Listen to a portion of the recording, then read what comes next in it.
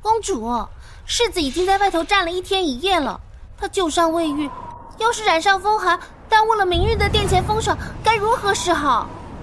世子定是被那农女算计的，才会有了关系。哎呀，公主，您就看在世子诚心认错的份上，纳了他吧，左右也越不过您的位分去，不是吗？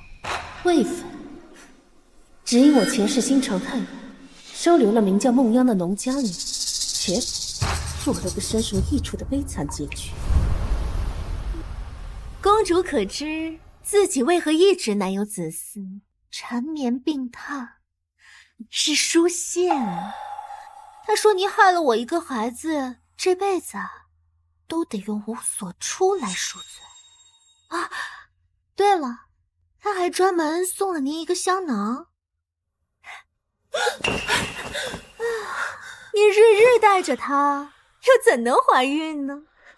贱人，你骗我！阿央，你在里面吗？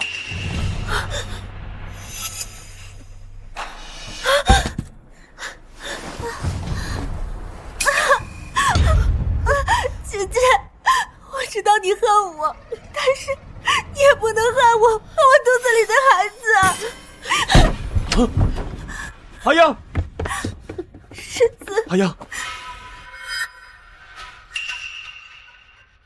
贱人，竟敢伤害我的夫人，伤害我的孩子，该死！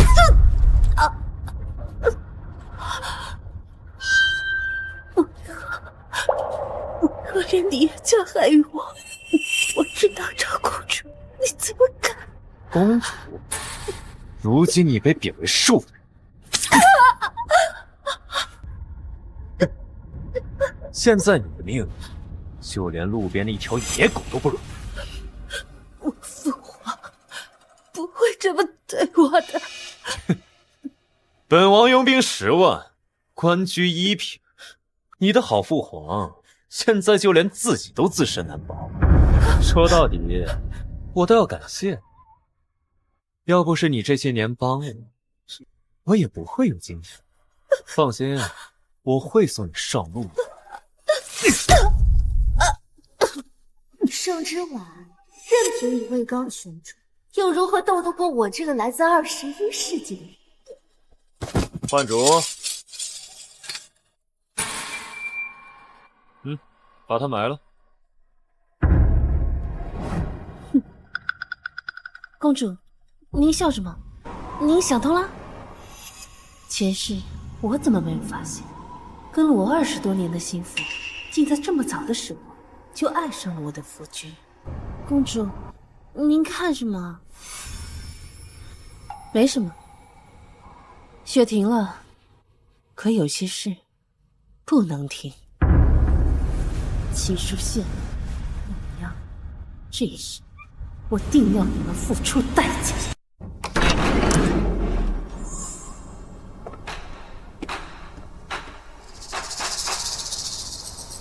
之婉，此事我确有错，但是阿央是无辜的。你如此咄咄逼人，难道你忍心看着一个无辜的女子去死吗？再说了，不过一个名分而已，你又何必在意外人怎么看？好一个何必在意外人！当初我在紫圣殿外跪了3天3夜，不惜以死逼迫父皇给我们赐婚。所有人都笑话我为了一个落魄世子失了志，其他人怎么看待我根本不在意，但唯独你不行。可如今，你却为了他的名分，不惜让我再次成为整个京城的笑柄。是我的错，请公主大人不要责怪世子，一切都是我的错。你没错，之婉，你是公主，我是国公世子，难道连那个妾的权利都没有吗？之婉，我在雪中等了你1夜，只为求你给他一个名分。我答应你，只要名分，往后我绝不再见他。我给你一笔银钱，保你后半生无忧，你可还愿做他的妾？在现代做了10几年的世子，老娘好不容易穿越古代，肯定要抱好世子这条大腿。钱我要，世子夫人我也要当。耶稣都拦不住，你说呢？请公主开恩，这人世间，女子的名分最为重要。求人是这么求的吗？教教孟姑娘，何为求？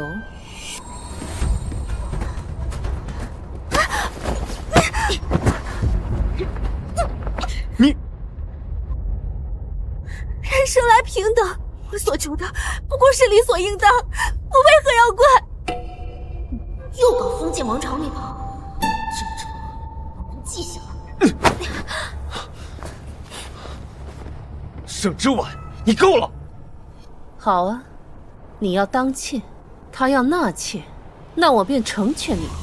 不过，国公府的大门可不是这么好进。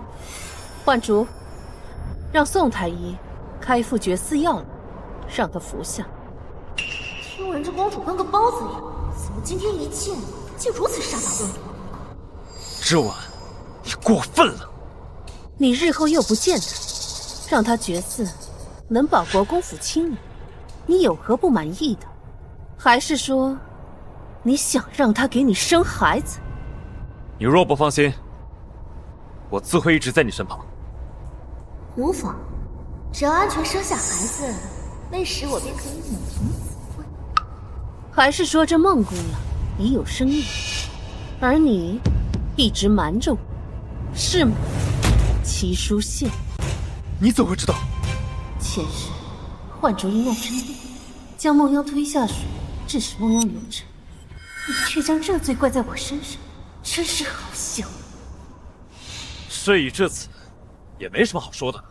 就算是以军功相抵，我也要为他负责。所以，你在这里站了一夜，不是为了求我原谅，而是要逼着我接受他，甚至接受你们生的孩子，是吗？我是怕你知道后会伤心。哼，盛之婉，你闹够了没有？母亲，哎呦，可怜劲儿，一个有伤，一个有孕，居然还要在这里被人家搓磨。你也是的，都快要当爹的人了，怎么还分不清轻重缓急？母亲教训的是。之婉，不是母亲不向着你，你与书宪成婚2年无所出，这位孟姑娘有孕，那也是为你替国公府开枝散叶，你怎能如此善妒？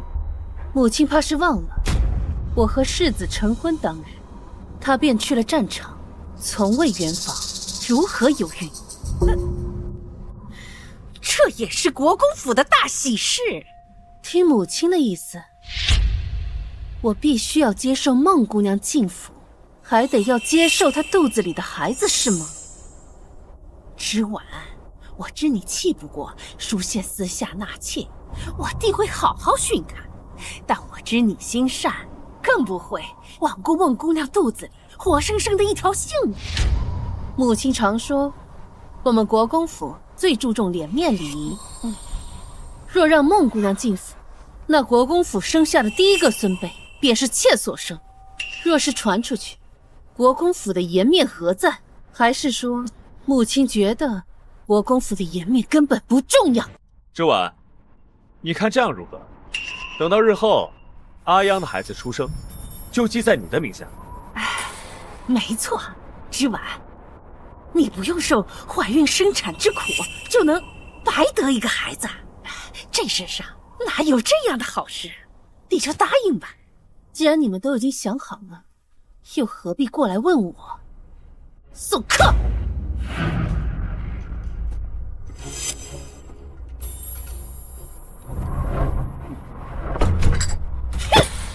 果然还是改不了皇家公主的做派。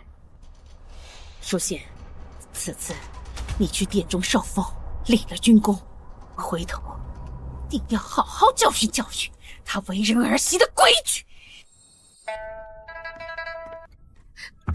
公主，今天就算您要罚奴婢，奴婢也有话要说。您是公主，回家之前金尊玉贵，奴婢就不明白，您为什么不惜跟宫中撕破脸，也要下嫁到齐国公府？可您的一片痴心换来了什么？他们连最基本的尊重都没有。还有，他们私下挪用您的嫁妆，分明就是把您当成什么？当成银票。公主，你笑了，你好久都没有笑过了。公主，快走！嫁妆是你唯一的遗诏，我还不能给呀！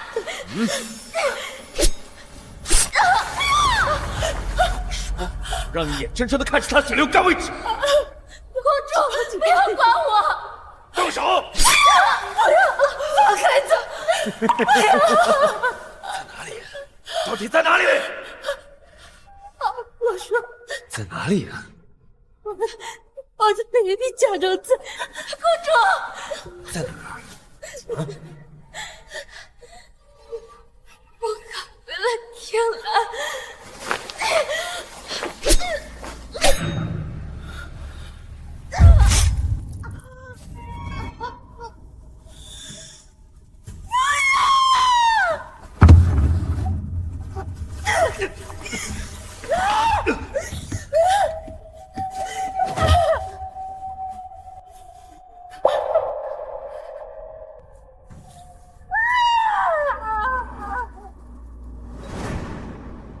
天蓝，今生我定要护你平安。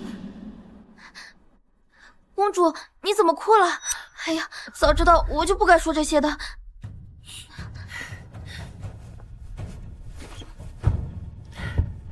你说的对，从前是我眼盲心瞎，没有看清这齐国公府竟是个豺狼窝。不过你放心，用不了多久，这齐国公府便不复存在。公主，你这是什么意思啊？我打算求父皇赐我跟他和离，只不过现在还不是时候。我要让那些伤害过我的人全部付出代价。公主，你好像变了。听兰，你去帮我把嫁妆单子还有私产契约什么的都拿过来。这些一向都是由幻竹姐姐在管，她去哪儿了？她还能去？左右是给齐书县献殷勤去。哼，也罢，装匣子下面还有把库房的钥匙，你且去取吧。嗯。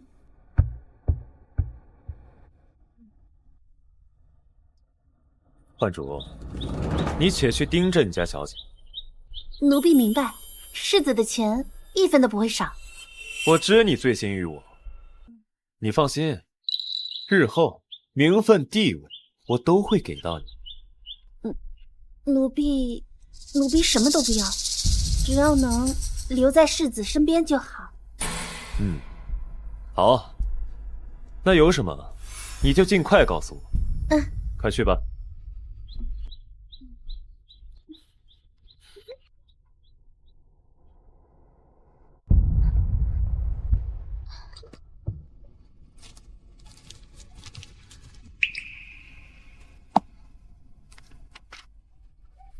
当初您出嫁，太后娘娘共为您准备了168笼嫁妆，压箱底的现金16万6千两，最繁华地段旺铺8间，宅子和庄子各6套，良田88顷，珠宝首饰共88件，绫罗绸缎108匹。祖母定是怕我后悔20幅，官窑瓷器便掏空了他的私产为我做准备。66件，祖母全心全意对我好，而我上一世却为了齐书县，金银器皿88件，就连祖母病重都没有去看望。琉璃盏、香料等，装满12个箱子。那时候，他该有多伤心啊！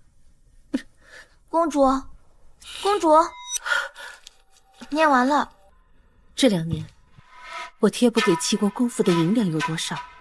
这2年，您一共补贴齐国公府2万3千两。首饰、布匹、书画、摆设等，几乎都被国公府的家眷寄光了。借，好一个借！他们一个个拿我当软柿子捏。既然是借的，可有账目？有，我都有记录。齐书县啊，齐书县，私自挪用皇家嫁妆，为了齐家的好日子，也该到头了。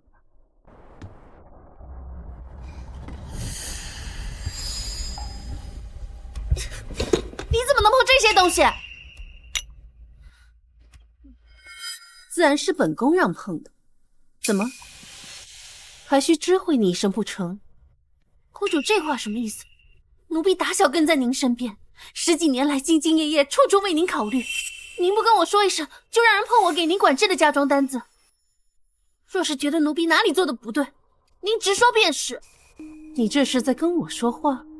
我不过也对，你有齐书宪为你撑腰，自然不会怕我。奴婢只是给世子爷送了伤药，别无他想。对了，奴婢送药时听到齐大小姐跟老夫人道您的不是，骂得很是难听。但世子爷是向着您的呀，他是个顶好的夫婿，公主大可放心。是谁允许你擅自给他送药的？奴婢还不是看您和世子爷吵得凶，愿笑话干戈为玉帛，这还不是为了您好？好一个为了我好呀！一句为我好，便把我吊命的伤药给送了出去。这不知道的，以为齐书宪才是你的主子呢。公主怎么能这么误会奴婢呢？奴婢只是担心您和世子爷一直闹矛盾，会被人趁虚而入，到时候伤心的还不是公主您？但您却这么想奴婢，真是让奴婢感到伤心。你要是觉得奴婢哪里做的不好，就将奴婢打发出去好了。好啊，那本宫便不留你了。听兰，把他送进宫去，记得是冷宫。公主怎么能这么无情？奴婢打小跟在您身边，如今回去，哪里还有主子容得下奴婢啊？你还知道你是我的奴婢？你擅自把我的药送人，我还以为你是我的主子呢。公主息怒，奴婢再也不敢了，奴婢再也不敢了，是奴婢自作主张，求公主开恩。既然知道错了，那便受罚吧。以后你便降作4等药，去院子里洒扫伺候去吧。公主，滚！听兰，你去库房取些药材，我要酿些药酒，明天一早要进宫给祖母送去。这都2年了，她肯定是想我想的要紧。去吧。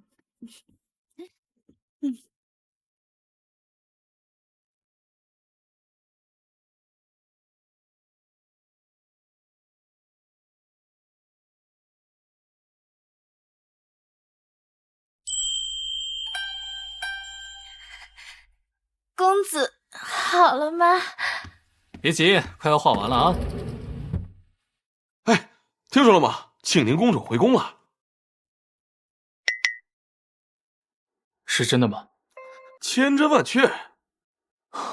所谓何事啊？听闻他那夫君连中3元，又在苍南立下大功。我爹说呀，他马上就要进宫受赏。听说陛下有意封他为正4品的平颜将军。不过，有话快说。不过听说他带回了个农女，是他的妾。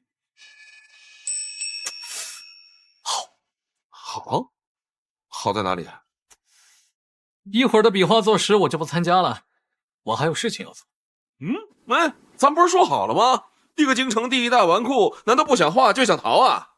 你二哥，我机会来了！机会？什么机会啊？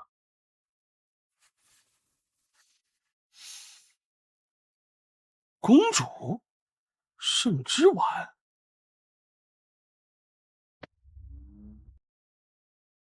秀姑啊，这马上就入冬了，你说这织婉丫头，她那银丝炭备的够不够用啊？当初啊，她身上的寒毒治好以后，她就越发的怕冷了。这个丫头太没有良心，2年了，居然都没有来看我祖母一次，都怪那个齐书宪。对了，那个齐书宪是不是带了个女子回来？哼，他真当我这祖母是死了不成？祖母，哎呀，你这个丫头啊，怎么舍得来看我了？来，让祖母看看。哎呦，瘦了好多呀！是之婉不对，不该这么久不来看祖母，让祖母担心了。哎呦啊！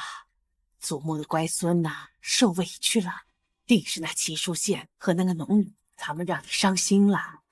你放心，祖母一定给你讨回公道。不用了，祖母，孙女心中早已下定决心，要跟那个齐淑宪和离。当初你欲下嫁的时候啊，我和你父王就不同意。你为了那个齐淑宪啊，确实以死相逼，连自己的名声都不要了，闹得满城皆知。你父皇为了你的名声，不得不答应你赐婚。怎么，你现在又要和离？就一个农女，祖母给你摆平就是了。祖母，孙女考虑再三，和离是最好的选择。在男人眼中，只会痴痴纠缠的女子甚是廉价，闹到最后情分没了事小，保不齐命都没了。他敢！祖母，最重要的是，您给我准备的嫁妆快没了。昨日我清点嫁妆单子时，甚是心疼。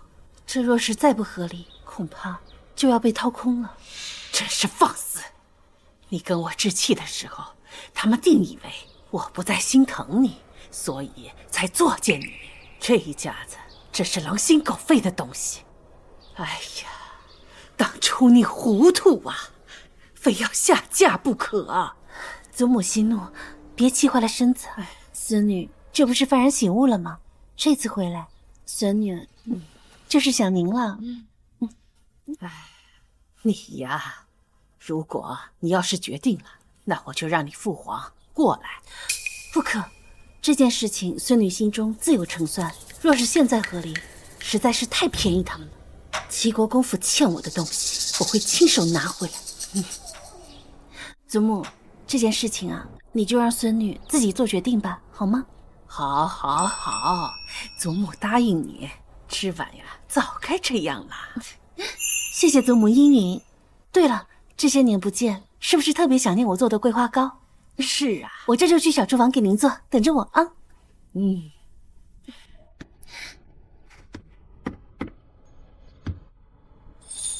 老奴许久未见太后娘娘如此开心，听说今日驸马入宫受赏，要不要老奴去把她喊来？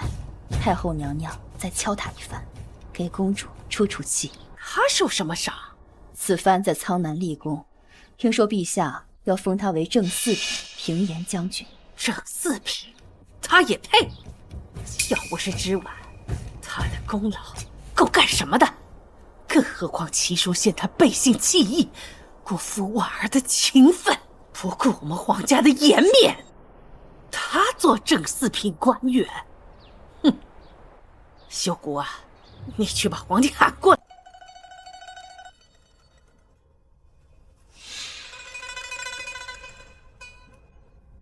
陛下，外头疯传庆宁公主求旨下嫁，惹恼了您和太后，但您自然是心疼庆宁公主的。齐世子明知如此，还明目张胆的纳妾，未必什么？未必不是居功自傲啊！老奴从小看着庆宁公主长大，心疼她呀。当初齐世子说过，绝不纳妾的。罢了，这么大年纪了，起来吧。谢陛下。太后也来找过朕，齐淑宪年轻气盛，正四品的平颜将军，的确是有点太抬举他了。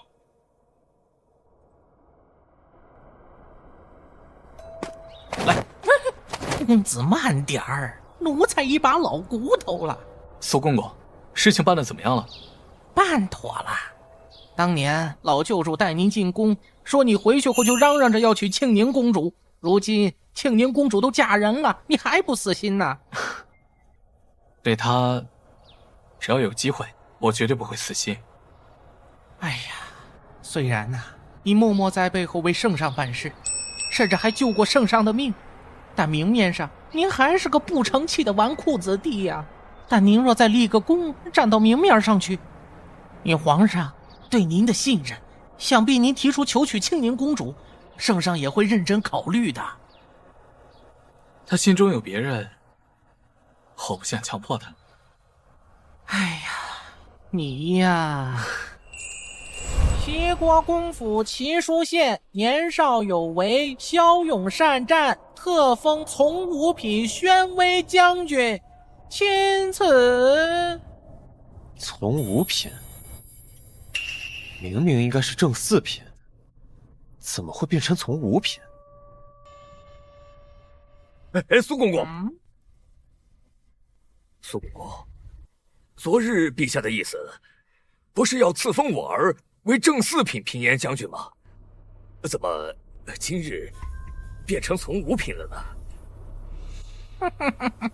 齐国公和世子是在质疑陛下吗？不敢。哼，那老奴告退了。苏公公，父亲，咱们还是先回去吧。估计这是陛下给我的考验。这件事恐怕是有人在使绊子。圣之丸，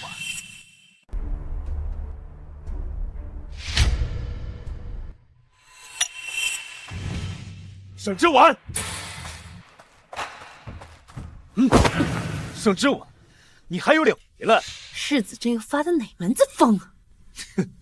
你穿成这样，不就是进宫告状？你一句话就把我在战场上所有的付出都变成了泡沫，还有从正四品变成了从五品。从五品？要不是你进宫告状，我怎么会变成从五品？哼！嫉妒成性，泱泱不过是一些弱女子，你究竟为什么非要为难于她？我当初怎么会爱上这种男人？不过上辈子他拿的确实是正四品。这一世怎么变成了从五品？当日我在战场上被敌军探子下了药，是他救了我。我因为中了药，才将她当做你一个清白的女子，被我害了身子。我负责不应该吗？应该极了。世子应该八抬大轿，把她风光迎入国公府。你少阴阳怪气！我都说了，我绝不再见他。你也答应了母亲。哼！一转眼你又去找陛下诉苦，你是不是非要他死了你才觉得痛快？你曾经许诺我永不纳妾，可如今却带着人逼着我接受视为寡廉，又隐瞒孟小姐有孕，哄骗我让她入府，视为贤耻。像你这种寡廉鲜耻之人，不好好反省，反在这怪我把你做过的事情说出来，世子你当真不觉得丢人吗？圣之丸，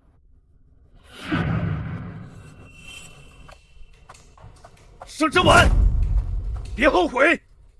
我当然后悔，后悔没有早点认清你。你，哼！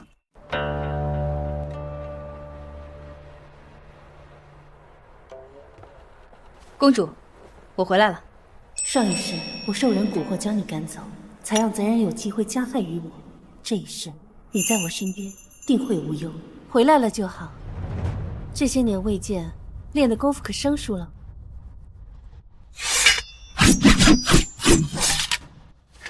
公主放心，没有谁能欺负了你。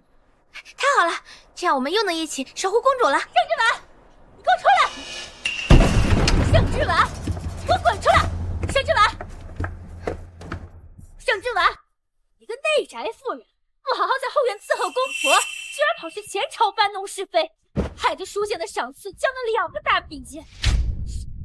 多言，连犯2条奇耻之例，还不赶紧把他给我拖去祠堂跪着！大胆婢子还敢拦？今日你们2人是谁跟着盛之丸进宫的？赶紧站出来打30板子，否则一起8倍数！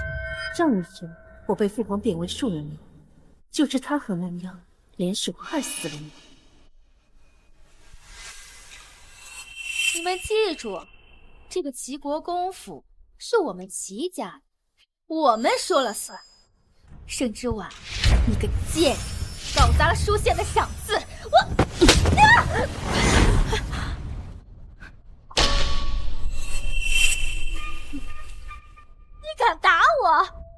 敢打我？以前你不是最会讨好我跟母亲的吗？盛之婉，你是不是疯了？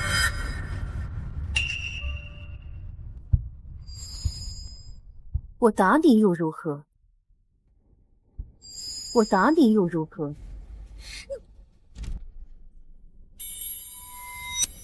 我之前就是太过于讨好你们，以至于我祖母给我的嫁妆被你们管的，还想骑我头上作威作福，岂非也？从现在开始，你的好日子就该到头了。拿过来吧！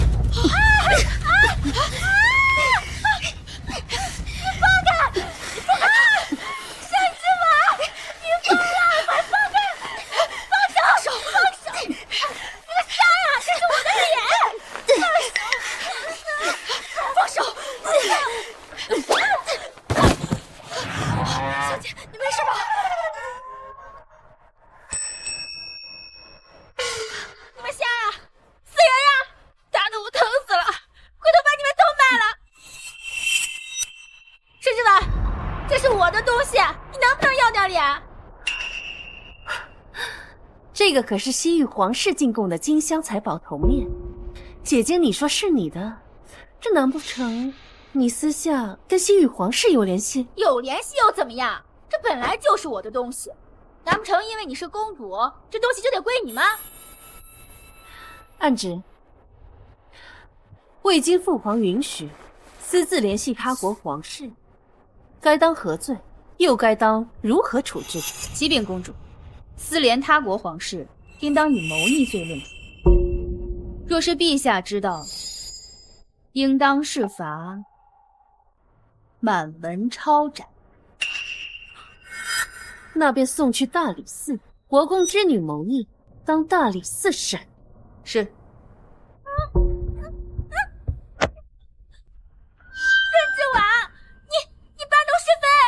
搞砸了皇上原本要给书宪的赏赐就算了，现在还敢污蔑我，要害国公府满门抄斩，你恶毒至极！书宪怎么会娶了你这样的毒妇？大姐姐不满父皇的赏赐，要不你提出一个品阶，我这就去换上朝服，即刻进宫，让父皇按照姐姐的意愿处理，如何？你胡说！我哪里有对皇上有什么不满啊？那什么叫我搬弄是非？我搞砸了世子的赏赐，难道不是大姐姐觉得父皇的赏赐太低了？一国之君的考虑，难道要按照姐姐的意愿来办吗？这盛之婉以前在我面前连个大气都不敢喘下，今怎么扯得这样吓人？你胡说八道！我没有。私联他国皇室，智慧陛下旨意，数罪并罚，恐怕满门抄斩也是不够吧，估计要株连9族呢。只可惜，姐姐那个刚满周岁的儿子，送去大理寺吧。是。怎么办？书宪，你不是最喜欢书宪了吗？我是书宪的长姐，你不能这么对我。你难道就不怕书宪会生气吗？我怕他没有被我气死。啊！不能这么对我，你不能这么对我！还不赶紧带下去！是。公主殿下，臣服错了，臣服知错了。那大姐姐还让不让我去跪祠堂？不敢。所以，应该谁去跪祠堂？是臣父。是臣父愧对列祖列宗，臣父现在就去祖宗面前跪着请罪。盛之婉，等着！慢着！既然大姐姐喜欢算账，那就去母亲面前一笔一笔的算清楚。你要做什么？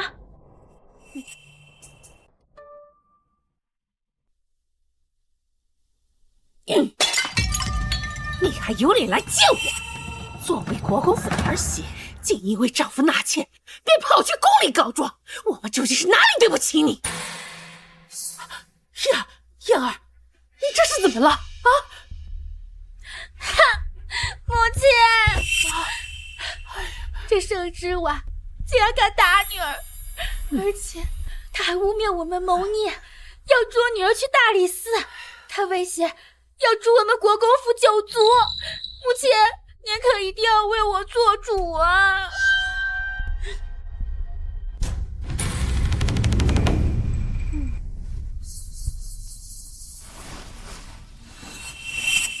沈之婉，你好大的胆子！身为国公府的儿媳，竟敢这样忤逆长辈，构陷孤姐！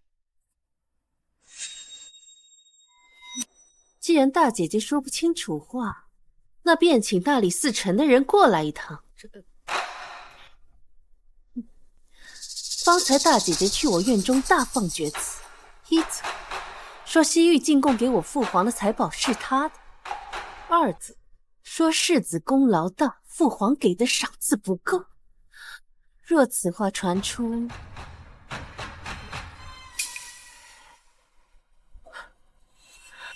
为了不给国公府招祸，我替母亲动手教训了他。哎呀，对了，母亲，方才你说什么？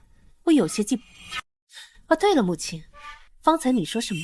我有些记不清。小贱！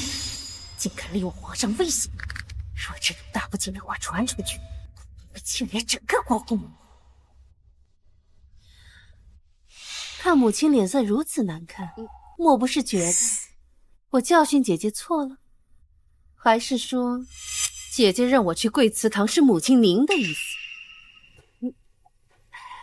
怎么会？儿失燕儿，太心疼弟弟，这才失了分寸。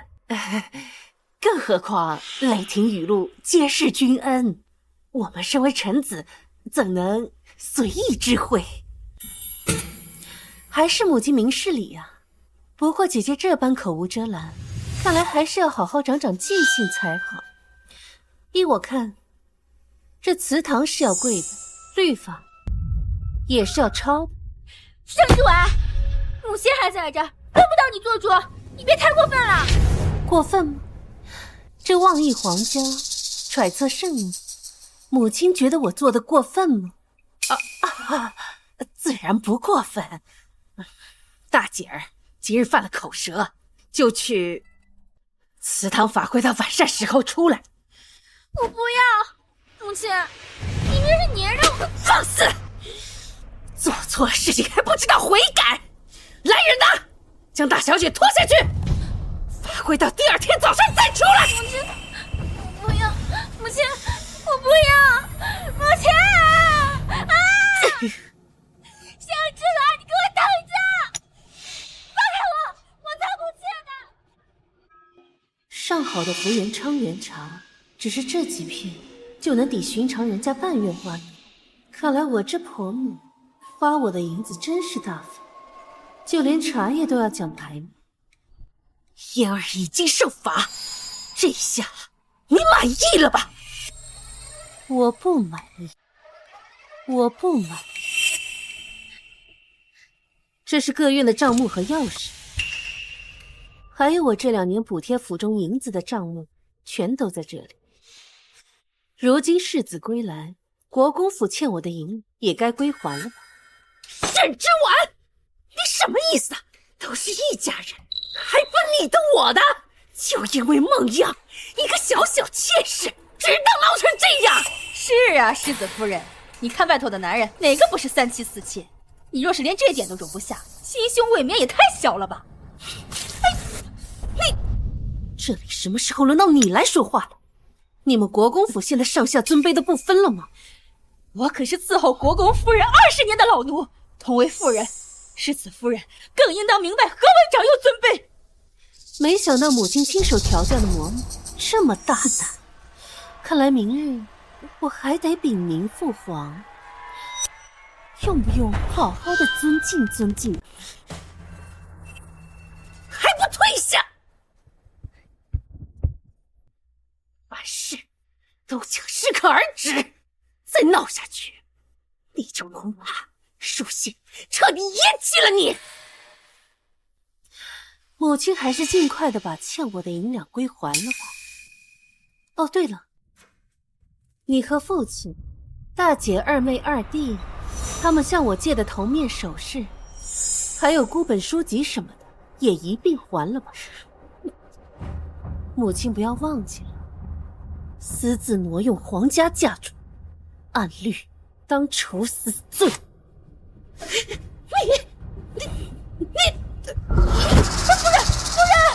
快来人呐！国公夫人被世子夫人气得晕倒了。公主，这没事吧？这2年我时时贴身照顾她，她的身子早已大好，不过是演戏给我瞧罢了。郑之婉，给我出来！郑之婉，你给我出来！世子殿下所来何事啊？既嫁给我，就该将国公府当做自己的家，将我的亲人当做自己的亲人。不曾想，你却长多长己，还言语刻薄，将我的母亲气晕。不可因为泱泱的事就迁怒于别人，这件事终究与他人无关。现在，跟我一起到文熙院，去跟我母亲长姐道歉。行使。就凭你是我的妻子，女子出嫁从夫，孝顺公婆，乃天经地义。我刚嫁进来的时候，你就去了苍南，你母亲病重，是我日日为她伺候汤药，揉捏穴道。你大姐夫的差事也是我帮她求的，还有，你那大姐的首饰头面也是跟我借的。哦，对了，你那幼弟齐书郎，也是我帮他请的杜大儒来为他授课。以他的智商，你以为哪个夫子愿意来教子？你们国公府所有人的吃、穿、用，哪一样不是我的？如今你想当我的天，让我从你？齐书信，你觉得你配吗？你身为女子，这些本来就是你该做的。好了，我知道你因为泱泱有孕，心中有气。这样吧，今夜我就留在你的院里，我们生个属于自己的孩子，可好？你泼妇！日后若是想我再踏入你的院里，是绝对不可能的。哼！公主，刚刚那一巴掌，我刚才那下怎么样？飒吗？飒。不过公主，你少用了点力。啊，对哦，我应该用大一点的力气啊。你刚刚应该这样，狠狠的打，对，狠狠的打才解气。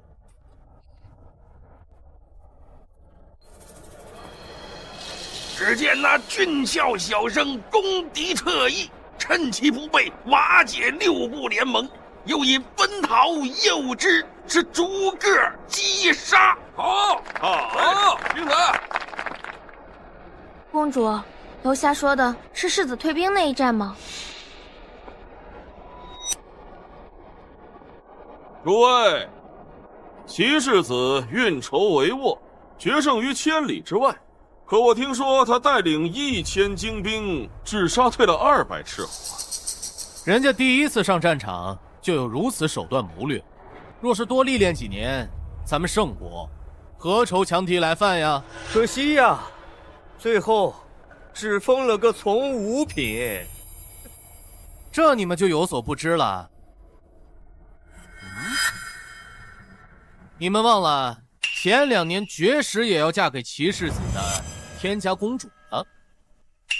齐世子这次可不只是立功归来，他呀还带回来了一位美娇娘。这女人的善妒之心呐，可是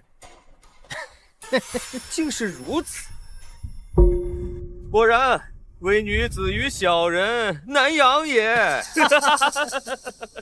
公主，他们什么都不知道，怎能随意编排你？这些年，你为边关将士捐去了多少银子、粮草和伤药？想不到诸位饱学之士在暗地里议论起人，居然比市井妇人还厉害。要我说呀，各位应该改名叫长舌书生。哼，算什么东西？竟敢在这议论我们！在下姓商，名邢玉。邢玉，休得胡言！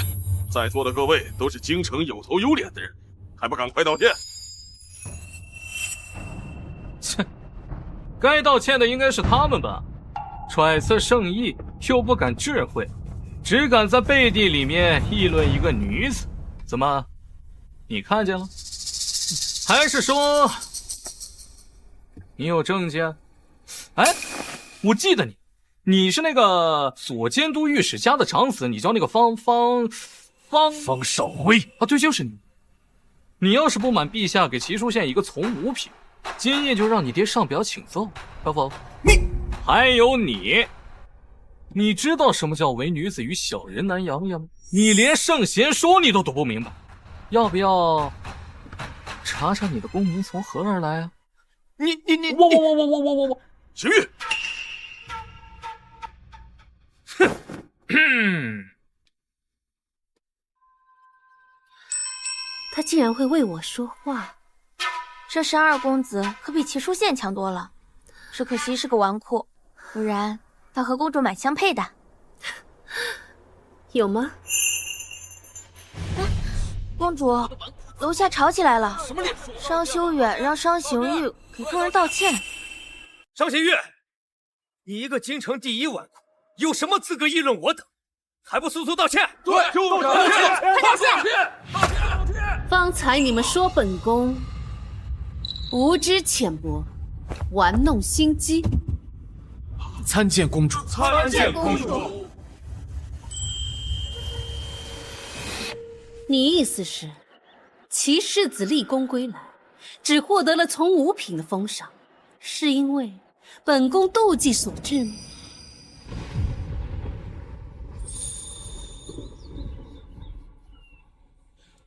我在下没有这个意思。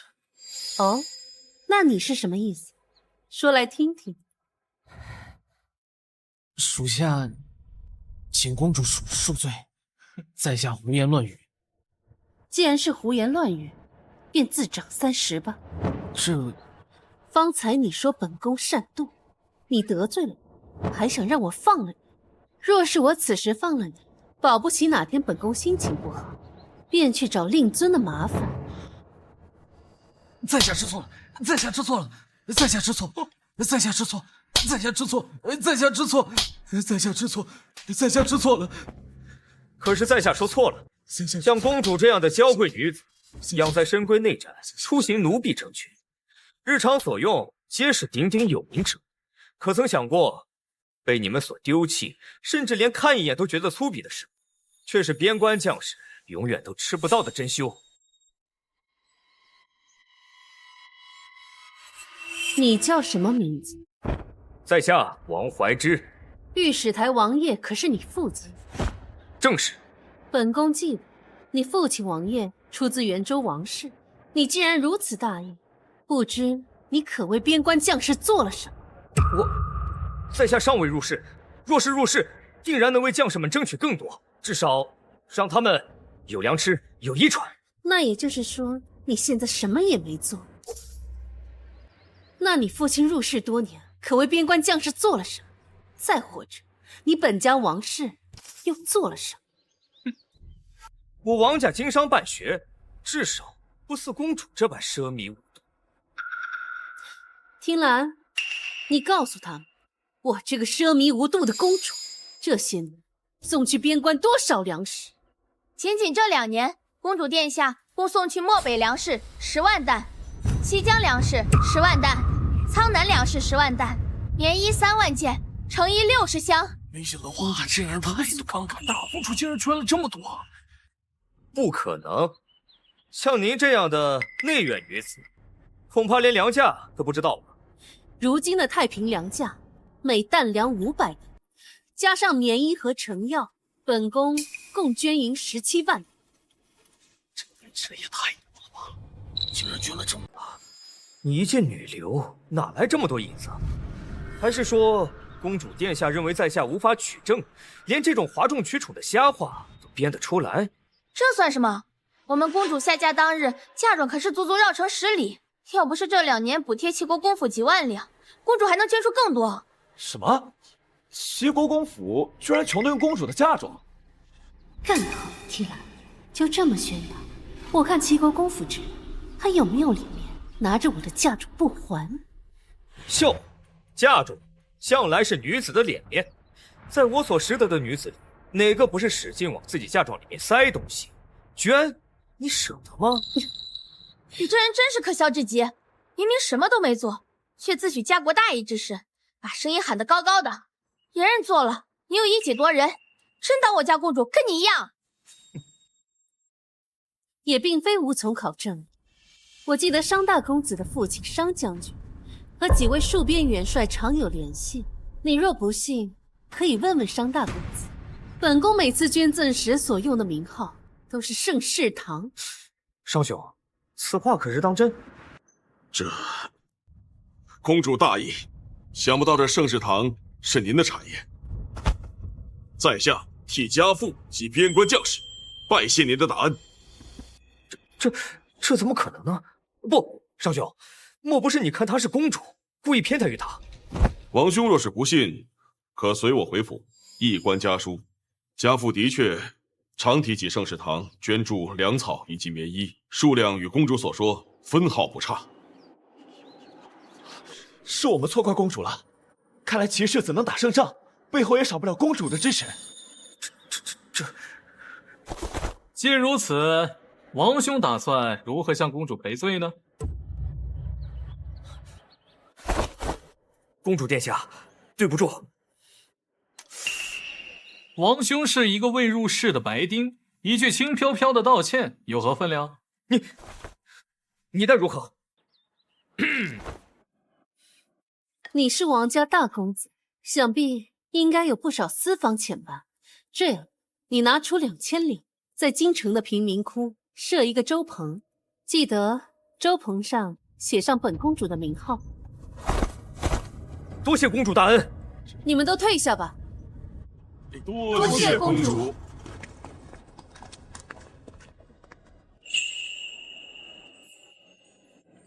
公主，舍弟向来顽劣无礼，方才多有叨扰，还请您不要计较。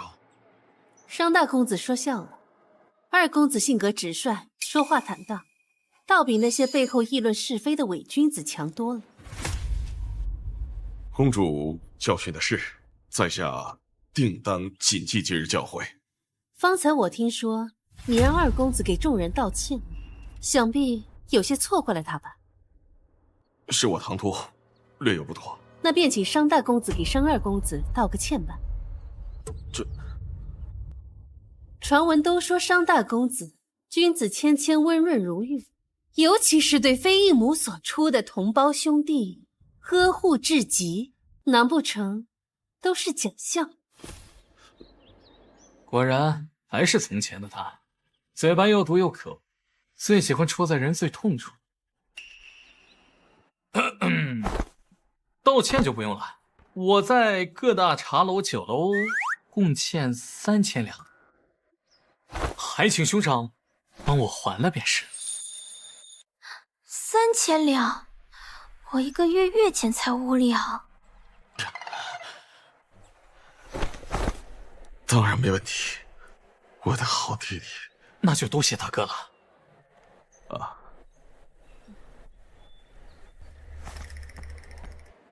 兄长，慢走啊！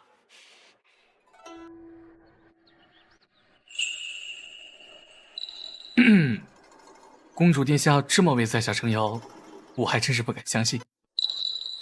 我知道这聚贤茶楼是你的私产。什么意思啊？本宫今日来此，不为别的，只为商二公子。您说，为我？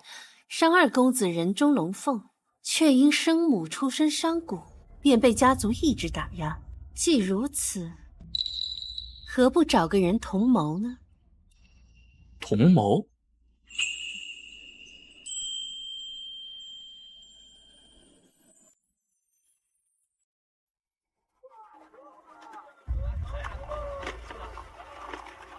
公主，这商二公子就是个纨绔，你为什么要找他做同谋？前世稍显玉不知惹了什么祸，被赶出家门，从此以后便再无踪迹。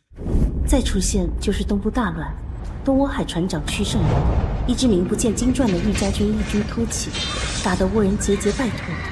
直到玉家军将逐寇逼出圣国，众人才知玉家军的统领为稍行日期。从那以后，我们大圣国便有了自己的守护人，他的名字就叫做玉北王。没什么，只是看他一个人比较可怜罢了。这是什么理由啊？公主，万宝阁到了。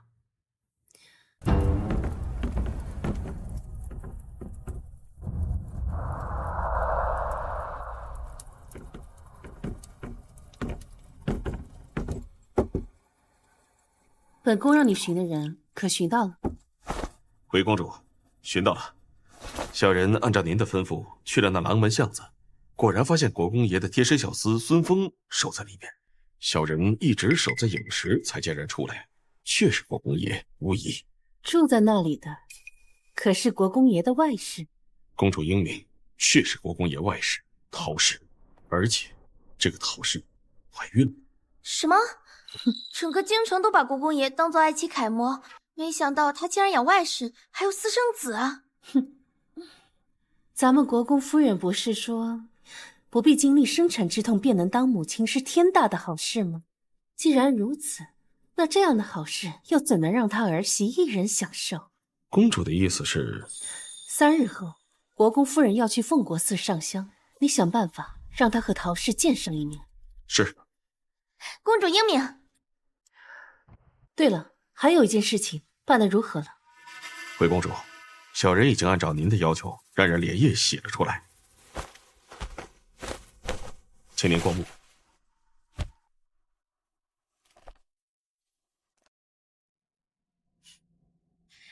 不错，你将这画本送到苍南和京城附近，找个有名的说书先生，把他们的故事给宣扬出去。可是公主，这画本上明显是齐世子和那孟央的故事，您这么做不是为他扬名了吗？不急，这不是还有下卷吗？他孟央想扬名，那我就帮他一把，就怕扬得太高，他自己接不住。你去宋太医府上传个口信，告诉他即日起不必再来国公府问诊。是。从前为了齐书县付出太多，如今既然准备和离，无论是钱财还是人情，我都要一一收回，绝不会手软。夫人，哎呀，夫人，为夫今日公务繁忙，实在是脱不开身。下次我一定亲自陪你去上香。国公爷和夫人的感情可真好呀，就这么一会儿都舍不得分开。国公爷还眼巴巴的送出门来。你这老奴，就你话多。国公爷回去吧，别让人看了笑话。哎，我当然是亲自看着你走，我才放心呢。一定要照顾好国公夫人，听到没有？是，走吧。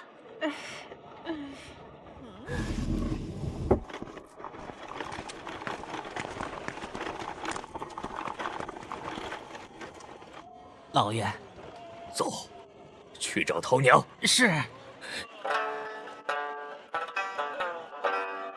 这国公爷也真是大胆，竟然敢在夫人眼皮子底下私会外室。森严古寺偷养外室，果然没有哪个男人不爱刺激的。走吧，我们去看这出好戏。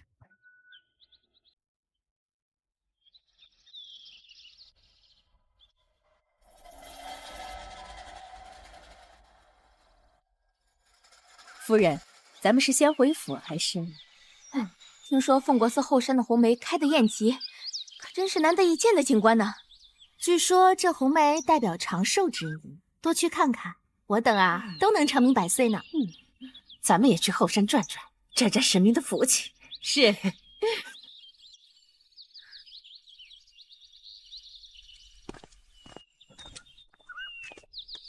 都准备好了吗？公主放心，保证国公夫人一到后山就能看到颠鸾倒凤的好戏。哼，如此甚好。我的好婆母啊，抚养别人孩子的好事，你可得好好接住了呀。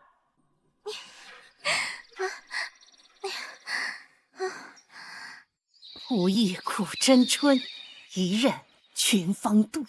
唉，零落尘泥碾作尘，只有香如故。这奉国寺的红梅呀，果然是名不虚传。确实。昨夜轻一点。大胆！佛家庄严，竟敢有人在这里白日宣淫！来人，给我把这两个不知羞耻的贱人给我捉来！是。真是。你们干什么？齐国公夫人，参见齐国公夫人。自圣上登基以来，尊崇佛教，你们这对狗男女竟敢在这里白日宣淫，打搅佛祖清净！夫人，不对呀，这男子看着怎么有点像国公爷？看身形体量是有些像国公爷，但国公爷此刻正在府中办公呢，又怎么可能出现在此处？也是。来人，还不赶紧带下去！夫人饶命啊！夫人，夫君在外行商，与民女已经1月未见，外人实在情难自禁，所以才……夫人，您就饶过民女这一回吧。恐怕不是什么夫君，而是你的奸夫吧？今日本夫人有闲情，就好好的教教你礼仪规矩，也算是你的福气。来人，把这个偷情的贱人进猪笼！不行，夫人，民女已有3月身孕。哟，还怀了孽种，看来不用进猪笼了，即刻正杀！得令。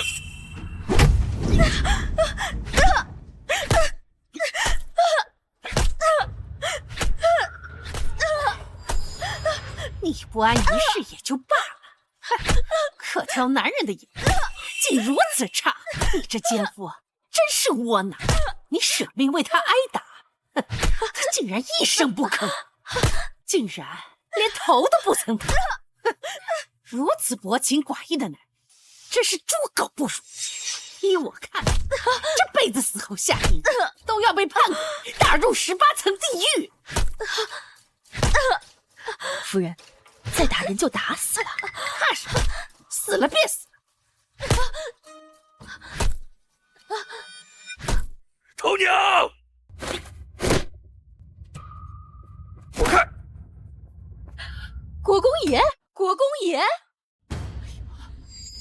你这个贱人！你敢辱我妻儿，我要休妻！这是你的外室，齐国华！你竟敢豢养外室，我跟你没完！滚开吧你！夫人，若不是你生性善妒，我又怎么会想出把人养在外头的法？今日我就要带陶娘回府！你敢！我母族可是金河崔氏，你若敢纳妾，我定让我母家在朝堂斬你，死得不祥！你不过就是崔氏的旁支，别在这给我摆什么贵女的架子！不要忘了，当初你嫁到国公府的时候，才区3胎嫁妆。要不是这些年在国公府吃好的喝好的养着你，哪有今日的贵妇？我告诉你，陶娘和她肚子里的孩子，要是有个3长2短，你下半辈子就去佛堂忏悔吧。坚持住，头娘！夫人，夫人，快来人呐！夫人，快来人！夫人又晕倒了！公主，这国公爷说话也太难听了。好歹国公夫人为他生儿育女，他怎么能为了一个外室休妻？世间男子无不薄幸，这国公夫人的好日子还在后头呢。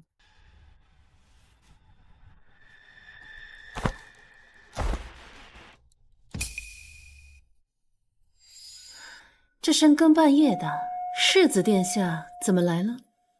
你能否为了母亲，去求一求宋太医？母亲快不行了。你觉得呢？你觉得呢？这都什么时候了，你还有闲心跟我开玩笑？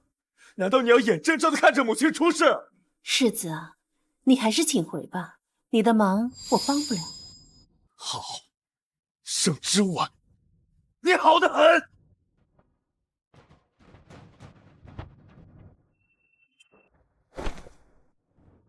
公主，公主，宋太医那儿只不过是您一句话的事儿，世子好不容易才来一次，若是等到事情没有转圜的余地，您再后悔可就晚了。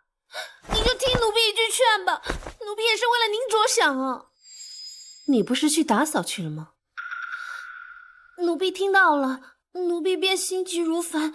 奴婢只是尽了奴婢应尽的本分。你有一句话说错了，本宫会不会后悔不知道，但是你定然要后悔了。什么？这齐国公府如此之大，你却有闲心关心别人的事情，那从明日起，整个凭栏居所有的马桶都由你来刷洗。这可是最下贱、最聪明的奴婢都不愿做的事，公主怎能如此折辱我？来人，把他给丢出去！公主，奴婢错了，奴婢再也不敢了。公主，您真的要唤住姐姐去刷洗马桶啊？你想过没有，比起本宫这个主子，她好像更关注齐书宪一些。公主的意思是，她向世子投诚了？不是，奴婢不懂。他们俩有一腿。什么？他们俩有一腿。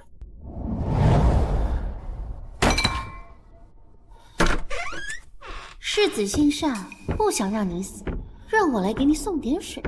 不过我觉得，以公主现在的身份和名声，多活这一日，便是对世子多一日拖累。不如早点死了好。这水，你还是不要喝了吧。公主，你对她那么好，她怎么能叛主？依奴婢看，你就应该把她发卖出去。无妨，好戏马上就要开场了，我还需要一条好狗。哼，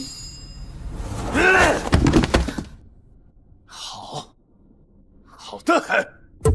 既然他要闹，我倒要看看他到底忍不忍得住。你确定他已经歇下了？是。世子，你去哪？未央院。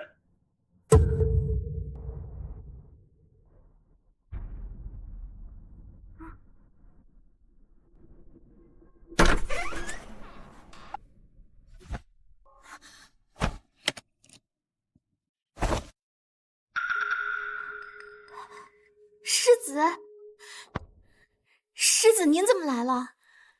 在写什么呢？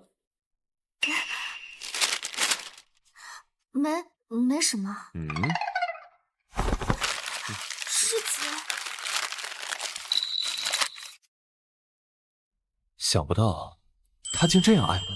世子，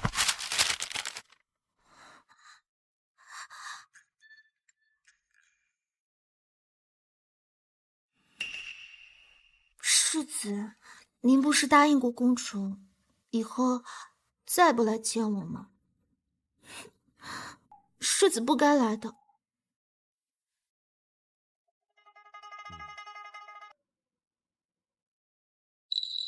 世子还不走吗？啊，之婉性格执拗，今晚我就留在这里，给他些教训。日后若是他认识到错误，还需要你去向他说明今晚的事情。都听世子的吩咐。姐的宫斗剧没有一部是白看的，小小世子拿捏。世子，奴婢不才，也略懂些医术。听闻老夫人重病，奴婢愿斗胆一试，替世子分担，以示孝心。我和孟阳相识不久，他便能想我所想，感我所感。盛之婉，你当真是不知好歹。那就有劳你了。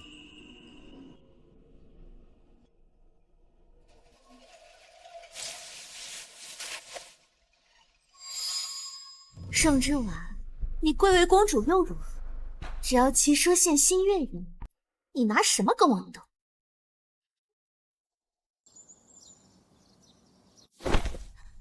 世子，昨夜我照顾了老夫人一宿，现在她已苏醒，你稍后可以去看看她。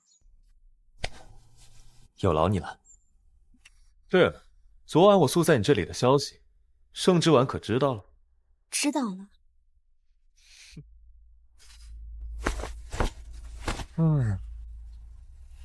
他要是有你这般懂事，那就好了。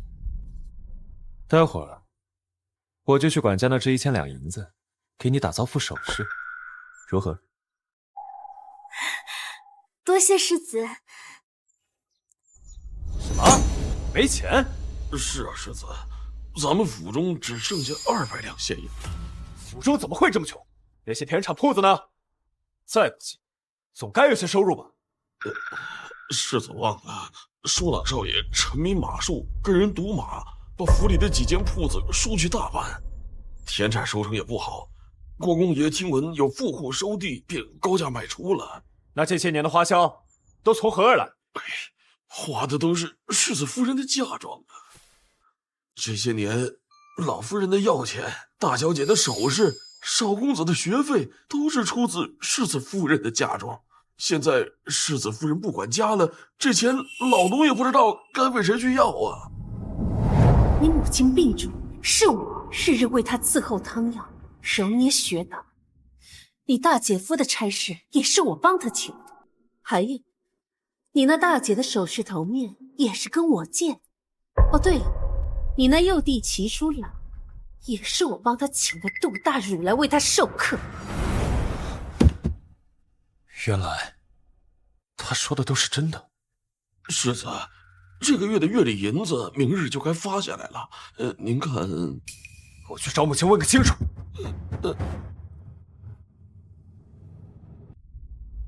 这次书县做得不错，我原本害怕他一时心软，今后压不住媳妇儿，让人看了笑话。早该如此。这盛之婉就是被骄纵坏了，不仅善妒，昨夜年病危，他竟敢不来市集。幸好这孟阳精通医术，不然，等着吧，今后有的是法子收拾他。不过一想到你父亲那事儿，我心口就疼。咱们齐家呀，可不能再有什么三长两短，不然呢，我这条老命……母亲，母亲，我听管家说，这些年府中的用途都是之婉的嫁妆，此事可当真？用她嫁妆怎么了？她的嫁妆如此丰厚，便是3、4个齐国公府加起来，挥霍个几10年，那都花不完。这一切竟是真的？你们怎么可以动用她的嫁妆？动又怎么了？这本来就应该是我们齐家的。对呀，什么你的他的？她既已嫁入国公府，她的嫁妆便是国公府的。夫妻间本就该相互扶持，你父亲仕途顺畅了，真的还不都是交到我手里？说事事都计较，那情分就淡薄了。可是这嫁妆是皇家的，你们私自动用，若是圣上怪罪下来，那还了得？这盛之婉就是太过于公主性子了，自私自利，气量小，格局小。这婆母病了，她补贴一些又怎么样呢？以后你立了功，你为她挣回来的又何止这点小利呢？就是。不行，我要同她说明一番，此事断然不能传到皇宫里去。站住！你昨日去了孟央的院子，盛之婉心中定然很急，你要稳住，让他自己来找你，这样才能够拿捏住他。到时候你再跟他提此事，他定然会答应。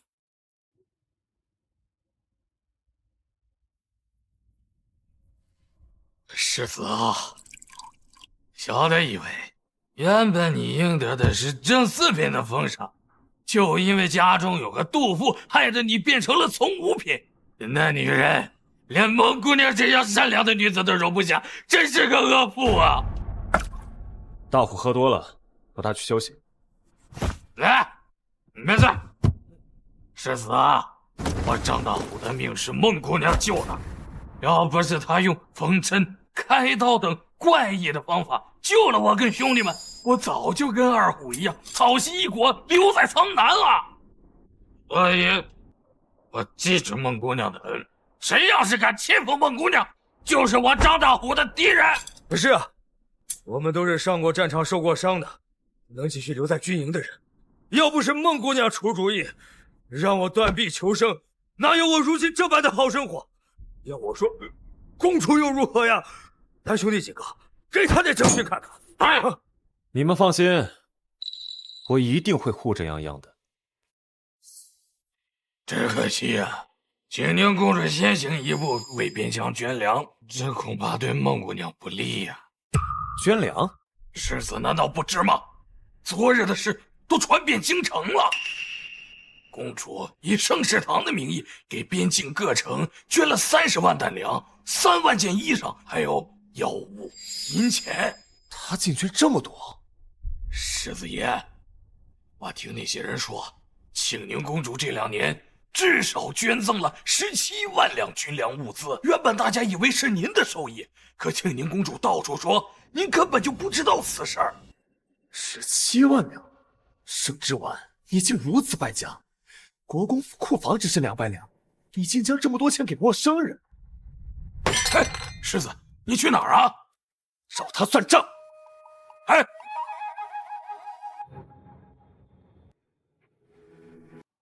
哎，世子，账还没结呢。就见点翠香珠头面上最大的粉珠被换过呀。这幅画一是仿品，这只青釉瓶也是假的。这太过分了！公主的嫁妆竟然被换了这么多。公主，奴婢真的不知道怎么回事。盛之婉，盛之婉，你是不是捐了17万到边疆？怎么？是不是？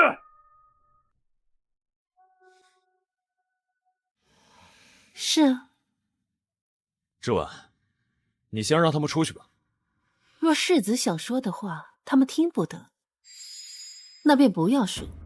家事何须让外人知晓？若是他们传出去，只会对你的名声不好。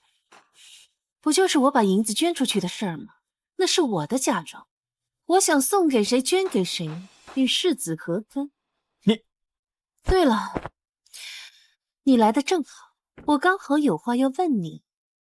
我这些原本都是好好的御赐嫁妆，并且全部都是出自于宫中，怎么就平白无故的变成了假的呢？哼，胡言乱语！你的嫁妆都放在了库房里，要是有你的丫鬟管着，怎么可能会变成假货？就算是变成了假货，也许是你的人出现了问题。幻竹，把你刚才说的话再说一遍。前段时间，舒朗少爷常常来库房中寻找舒化观摩，中途说喝了热了，便将奴婢支开了几次。除此之外，奴婢发誓没有再让任何人进来过。不可能！盛之婉，你非要闹得国公府上下不得安宁，才罢休是不是？舒朗一向乖巧孝顺，对你这个嫂嫂更是恭敬有加。你为了泄愤，竟连他的名声都要败坏。乖巧，他上一世可是害死不少无辜孩子，小小年纪便痴迷赌博，还差点让人将我侮辱。我到底有没有败坏他的名声，一查便知。不行，这件事绝不可能是舒朗做的。你查他，让外人怎么想？国公府最近是不是很缺银子啊？什么？刚才你怒气冲冲跑来质问我，无非是我把银子捐出去了。世子是觉得我的银子应该给国公府用是吗？哼，荒唐！齐国公府哪里用得上你的银子？那世子爷刚才怒气冲冲进来质问你这样做，不就是因为昨日我去了泱泱那里？你怨我，恨我，冲我来便是，何必关联到家人？输了不过是个孩子。齐国公府家风清正，那齐书郎只是个10多岁的少年，应当做不出来偷过嫂子嫁妆这样的事儿。那倒真是公主她。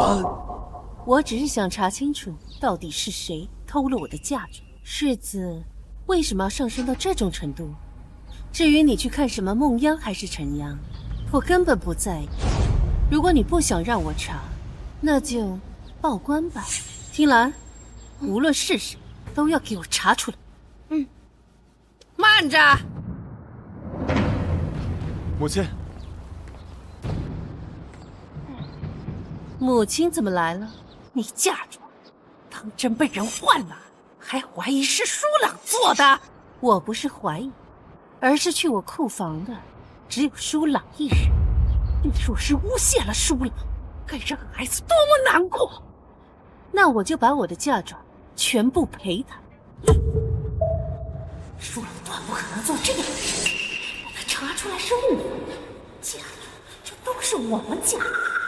好，既然如此，那便查。我绝不让舒兰永远背着这份怀疑。公主口说无凭，你可写一份文书。若是你污蔑舒朗，不仅要将自己的私产全部交给国公府，还要在祠堂不吃不喝，罚跪自省3日。蠢货，这可是你自己撞上的。好啊，若是真查出是二弟所为，你们不仅要把我的嫁妆补齐，还要把我贴补你们的银两全部归还。至于二弟，也要受到相应的处罚。公主殿下未免也太计较了。你既已嫁入国公府，那便是国公府的人，连你的银子也是。好了，泱泱，别说了。这世上不是所有人都像你这般体贴。好，就按你说的。听兰，去将大理寺陈方大人请来。有必要这么兴师动众吗？怎么，对你二弟没有信心了？我若是不请大理寺，我这文书又如何让官府作证呢？这份赌约又怎能奏效呢？你说是吧，母亲？我相信舒朗，你想请方大人啊，便请吧。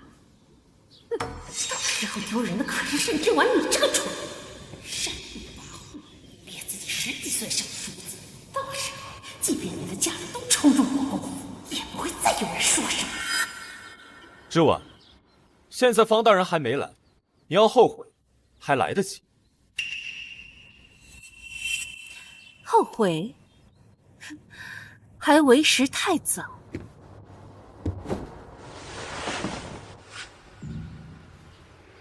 方大人到！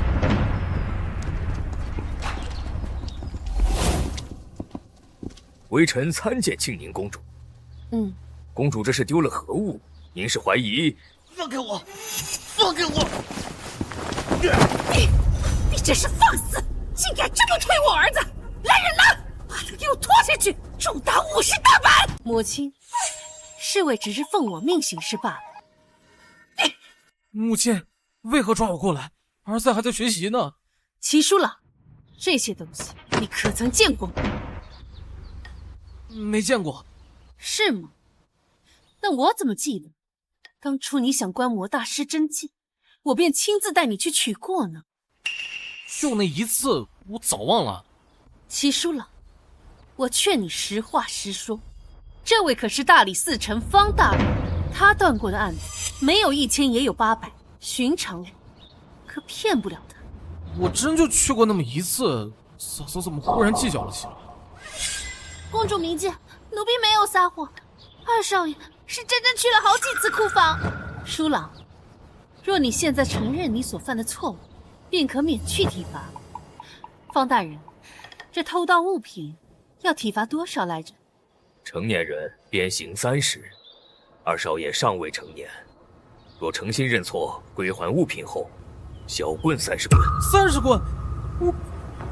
等等，盛之婉，你这是在威胁我二弟。若你今天没有人证，就算他被你逼得承认了，也不可定罪。就是，你未免也太狠毒了，输了还是个孩子，你竟然这么吓唬他，还30棍！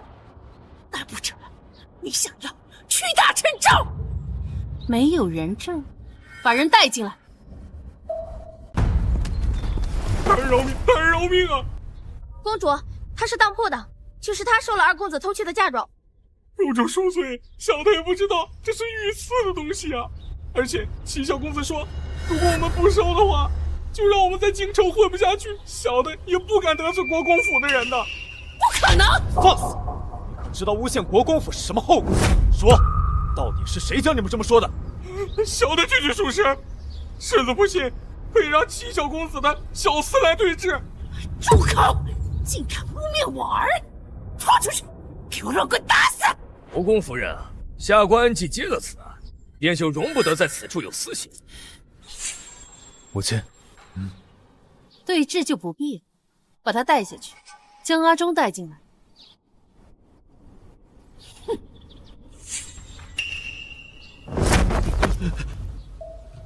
阿忠，好孩子，不用害怕，说出实情。你弟俩都是府里的老人了，我一定会为你求情的。是不是你缺钱用了，所以才偷偷的拿了世子夫人的东西出去变卖？是小的一时鬼迷心窍，公主饶命，阿忠再也不敢了。阿忠，你可知偷盗御赐之物乃是要株连9族的？即使有国公夫人替你求情，你和你的父母也是活不了的。你确定本宫的嫁妆是你偷的吗？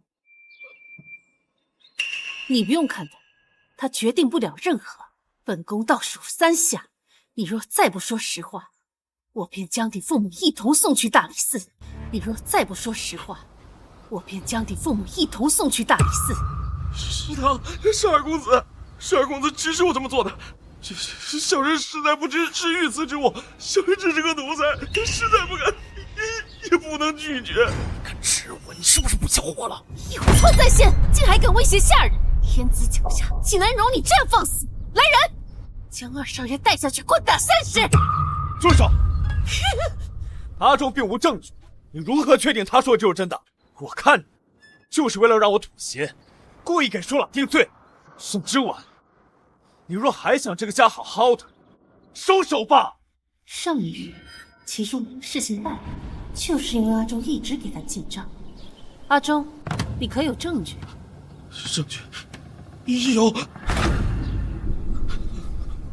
听兰，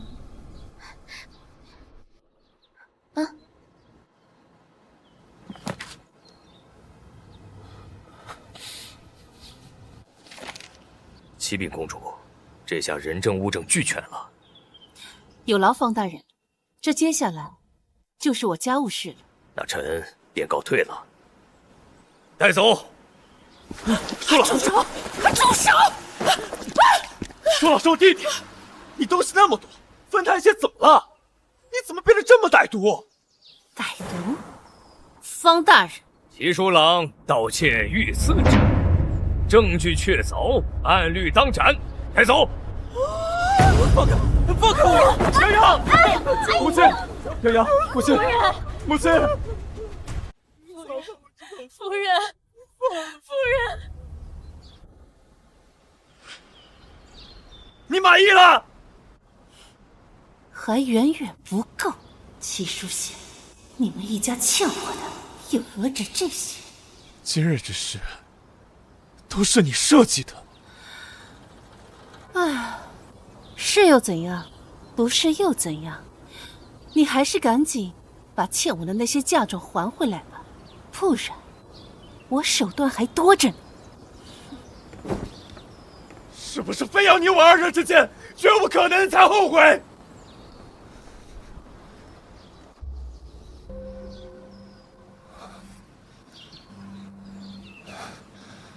来人，把公主的东西给她送回去。来，小心点啊！母亲，夫人，我最爱的嫔妇！母亲，母亲，给我站住！真是家门不幸啊！怎么会娶进来如此毒妇？母亲，母亲，快！小心！来人，快来人！快去找宋太医，来给我母亲瞧瞧。世子爷，上回国公夫人差我们去请过宋太医，却被小宋公子拿着扫帚打出来了。他说，快说！他说，以前宋太医来国公府都是看在公主的面子上，如今国公府都敢欺负公主了，他们宋府不欢迎我们国公夫人，还说，赶紧说！还说以往夫人的药都是公主每日亲自熬制2个半时辰才得出的治病良药，最近若是恶化，定是因为没人愿意耐心熬药了，说夫人是活该。毒妇！母亲，就因为一点小事，闹得家宅不宁，现在还想着活生生的气死我，害死我！母亲，快去请其他太医。是。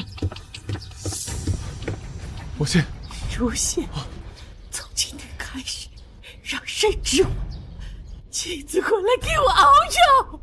他若不回，即便是身上亲自赐婚，咱们国公府也绝容不下这等不孝的媳妇儿。娘，我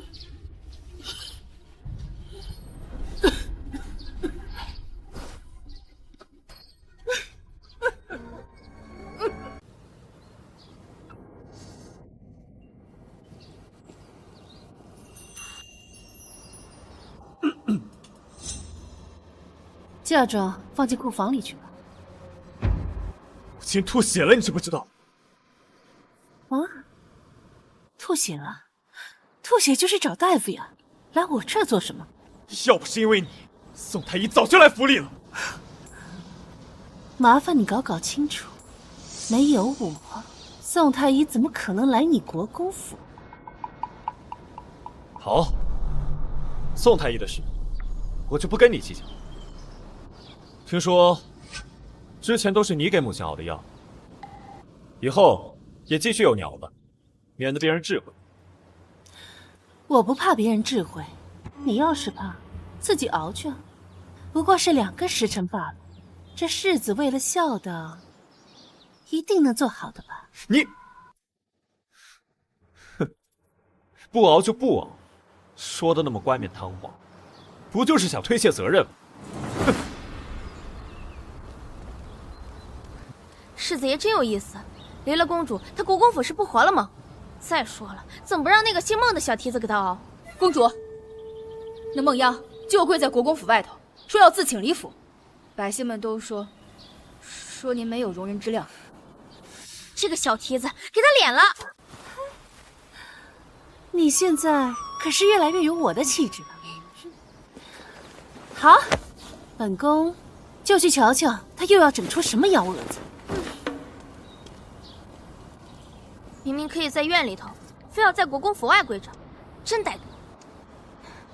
老天爷，赶紧让这个不吉利的东西带着他那个小不吉利的东西一起滚吧！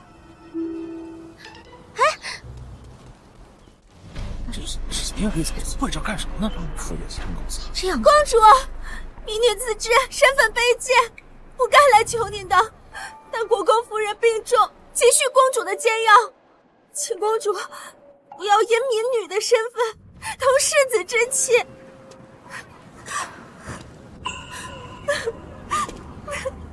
孟央，你不是说生来平等，只跪天跪地吗？我跪的就是这青天白日。孟央，你这怀有身孕，这么跪着，就不怕伤到胎儿吗？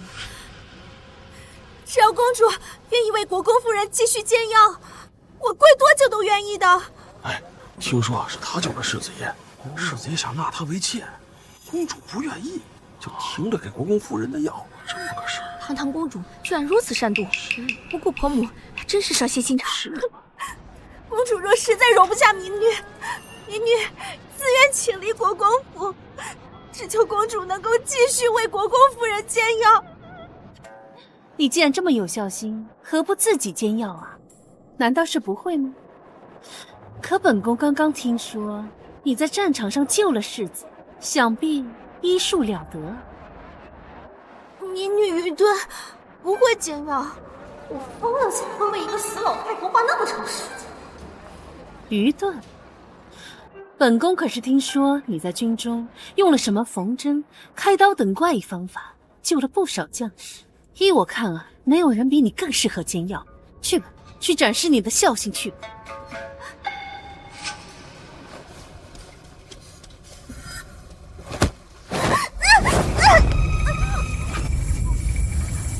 盛之婉，你在干什么？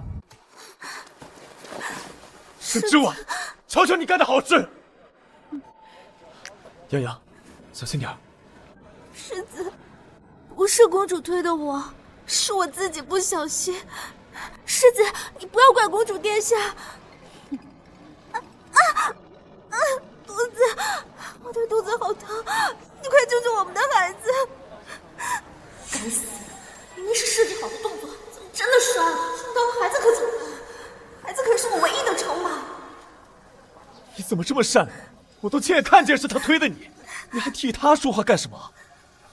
你不要说了，我这就带你回去。啊！真是恶有恶报，他肯定是想假装摔倒，结果真摔了。若孩子保不住，定是老天都看不下去他作死。我倒是希望他孩子能保住。啊！洋洋，别怕。世子，你救救我们的孩子，我不想失去他，这可能是我这辈子唯一的孩子。好的，洋洋，你不要怕啊，孩子会没事的，我们会有孩子的。你现在啊，不要胡思乱想。大夫，现在什么情况？依夫人脉象看，心肾沉弱，沉色内郁，乃流产之象啊。可有办法？有，不过缺少一味世间难寻的特殊药材——天竺果。若能半刻钟之内能拿出天竺果，便能保住孩子。天竺果，盛之丸有，我去找他要。洋洋，你等我。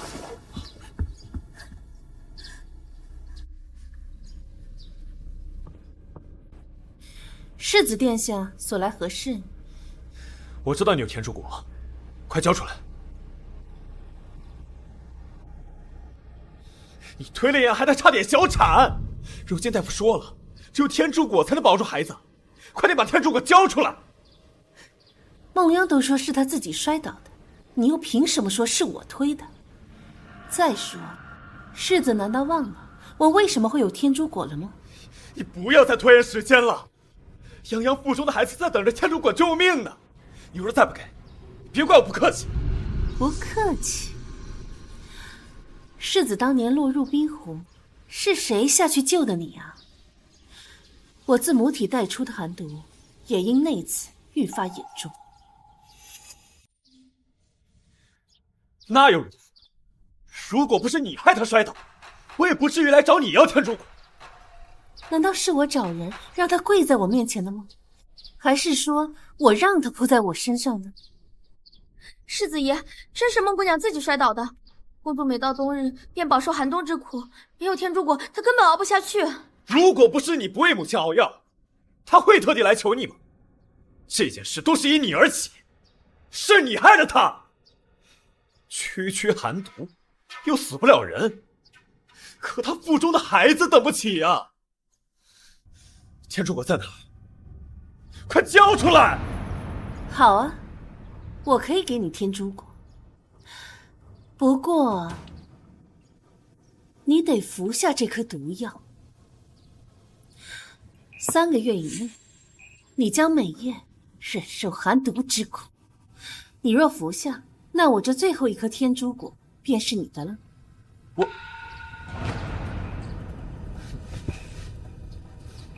你呀，就是太矫情，一点小痛便熬不住。哼，我在战场上受了多少伤，怎么可能会怕这都伤不了人的小痛？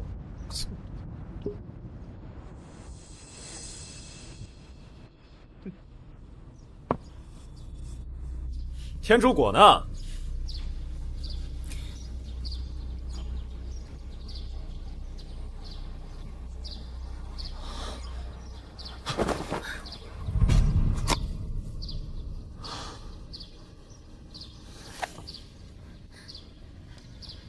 公主，寒毒发作那般痛苦，没了天竺果，您可怎么熬？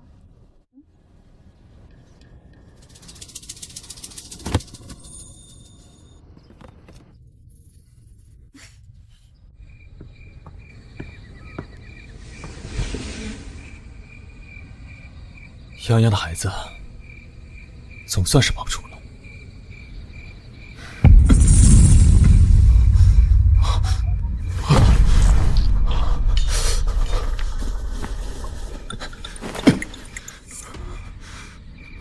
这就是寒毒吗？在没学到天竺果之前，盛之丸到底是怎么熬过来的？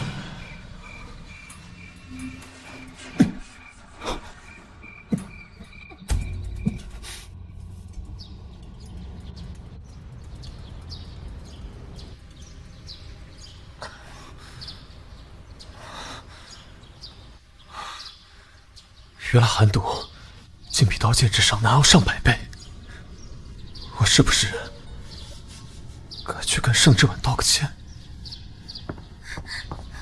公主，库房的人太过分了，他们竟然把您花钱买的银丝炭送去了未央院，只能给我们黑炭，那多削人啊！凭什么？公主，您还笑，您不生气吗？确实有些生气。那要不本宫去文熙院质问一番？那倒也不必。但是公主，你以后真的都不管家了吗？那岂不是我们去宫中拿银丝炭都拿不着了？哎呀，这银丝炭没了，可以再买，毕竟咱们有的是银子。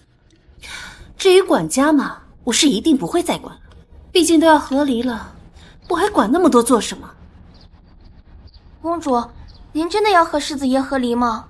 当然，我之所以清点我的嫁妆，就是为了和离的时候方便带走。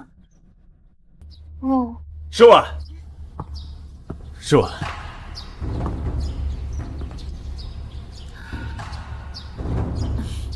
听兰，你先出去等着。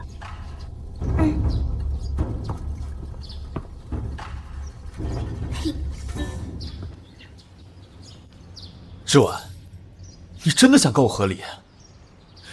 我没有言而无信，我是被人算计，我有我的苦衷。诗婉，你能不能不要再闹下去了？诗婉，你能不能不要再闹下去了？怎么，现在才开始幡然醒悟啊？上辈子我寒毒犯了，冷得受不了，还得卑微的前女赏我点炭。可这银丝炭分明就是用我的银子买的。我知你畏寒，取了些银丝炭来，让你夜里好受些。之婉，咱们和好吧，就跟以前一样。啊？哼，齐书信，你这装的还挺像那么回事儿啊。之婉，我发誓我跟你……行了，你还是回你的未央院吧，那里才有需要你一心一意陪着的女人。好，我就当你还在气头上，等你冷静些，我再来。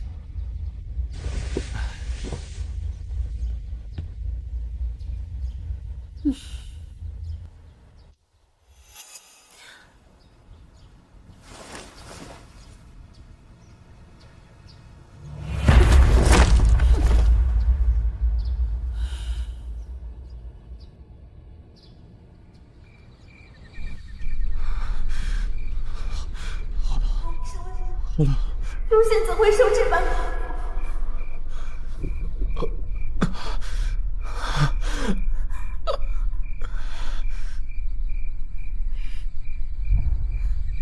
夫人已经答应拨银子给我开火锅店了，我一定会帮你撑起国公府的。我把21世纪河底捞的经营理念搬到这古代里，那不是降本养精吗？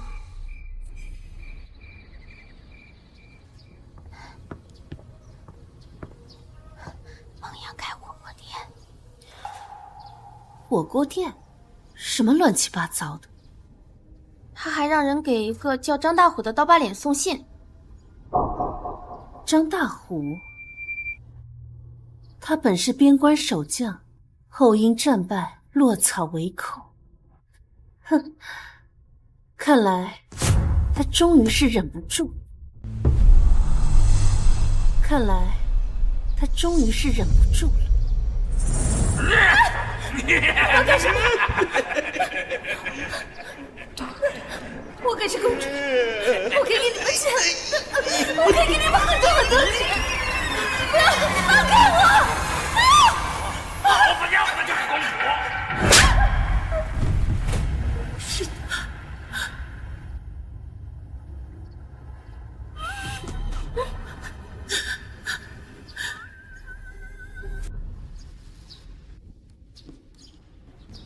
书仙，你终于来了。齐国公府的脸都被你丢完了，哼！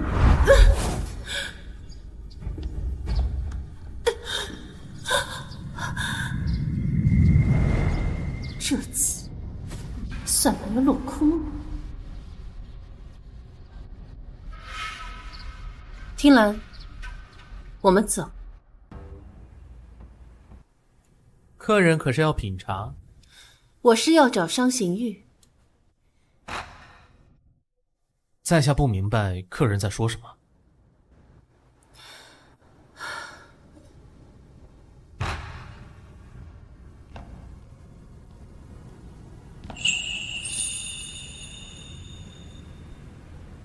公子。是。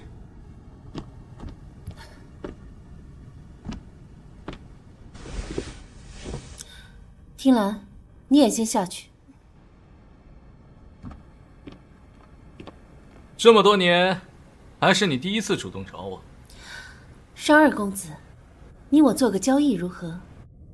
哼，怎么个交易法？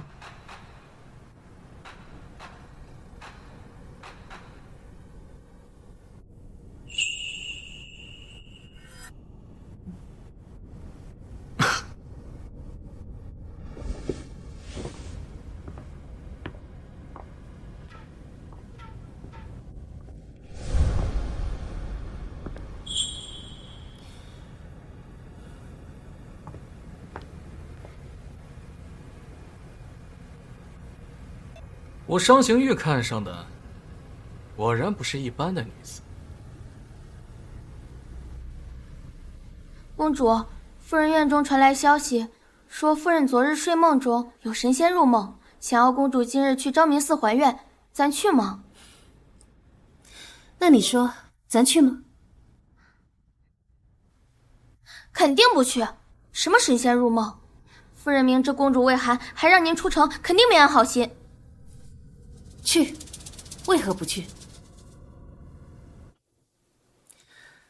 又是一出好戏。什么？昭明寺附近有山匪出没，他怎么会去？他去了多久？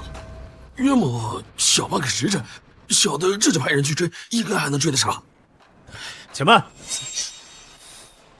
借这个机会，让他长个教训。待他绝望之时，我再出现将他救下。让他明白，他能依靠的只有我。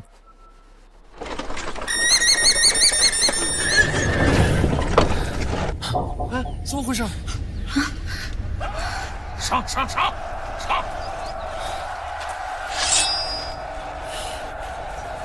终于来了。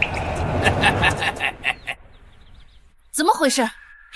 公主，有山匪，别出来！上！住手！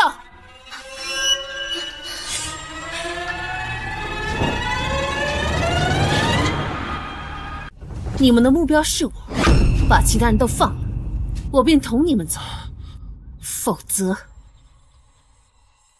我便自尽。就算是死，也不会落在你们手上。公主不可！公主，不可！张大，他们上一世为了保护我而死，这一世我定护你们周全。好，带走。是。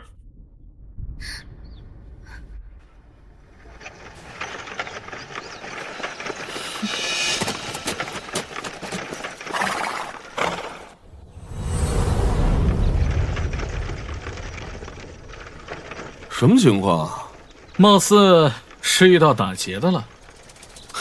这就是你说的春烈啊？怎么后悔了？哼，你要说真打猎，没准我还真后悔呢。但你说要保护盛大公主，那我万死不辞啊！商哥，你放心，有咱哥几个在，没人能伤得了他。别说是土匪了，就算是正规军我也不惧。得了，知道你们厉害，行了吧？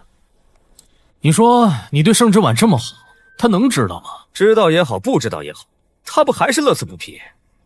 就你话多。哎，你们说那辆马车是不是有点配不上呢？哼，马车不都是这样的吗？若我是公主的夫君，我定会亲自打造一辆适合她的马车，让她金尊玉贵的躺在上面。哎，啊！你别仗着你家里有2个臭钱，在这里大放厥词啊！人家可是有家室的。怕什么？反正听到的也只有你们几个。行了，别废话了，干活了。等等，大鱼还没上钩呢，先跟着吧。去。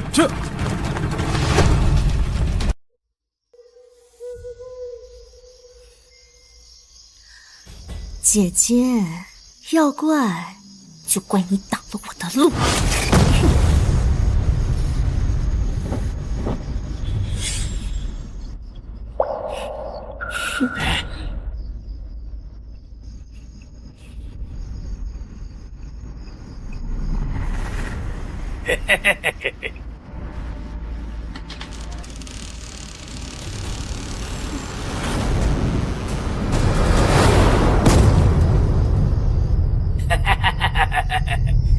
你就是狗屁的庆宁公主啊！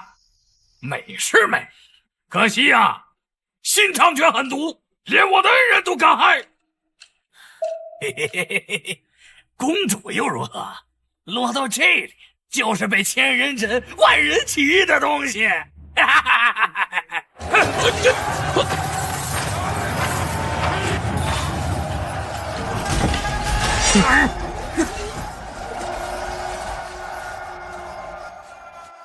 公主，我来了。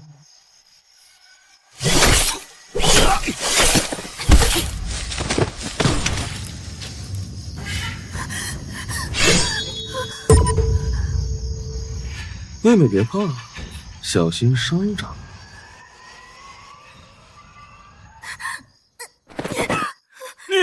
你们，哎呀！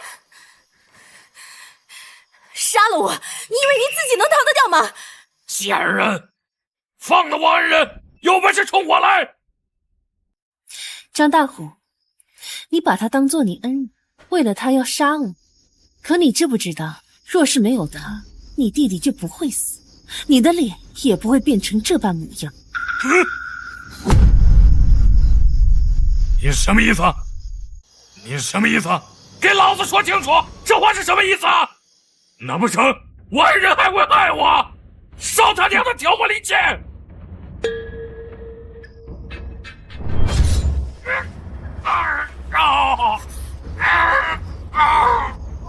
既然你觉得他是你的恩人，那就让他解了我的针数如何？盛之婉，你，我就学了点护理，哪里会解银针？孟姑娘，救救我！我真的快死过去了！我什么？孟姑娘不是医术惊人吗？难不成你要见死不救？你少胡说！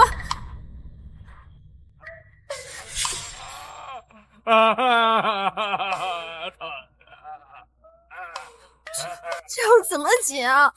学校也没教过啊！我姑娘，救救我！我快不行了！我快是……好，我马上。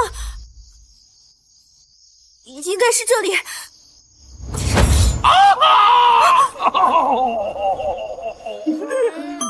要我命啊！你到底行不行啊你？你不是神医吗？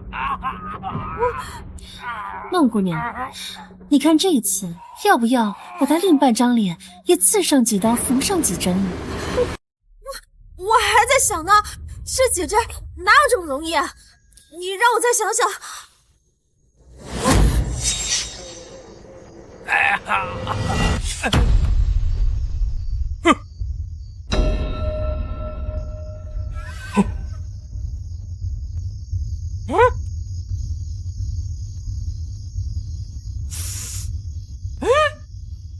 不讨厌。你现在还觉得他是你的恩人吗？不是这样的，不是这样的！骗我！你根本就不懂医术！我不是救了你吗？虽然你伤了半张脸，可是你的命保住了。你怎么能恩将仇报？张大虎，当初你那张脸用些草药便能好，可是他偏要在你脸上划上几刀。还有你的弟弟，原本只是受了一些皮肉创伤，而他不懂医术，让他白白丢了性命。他弟弟那是个意外，是他自己命不好。现在该你命不好了。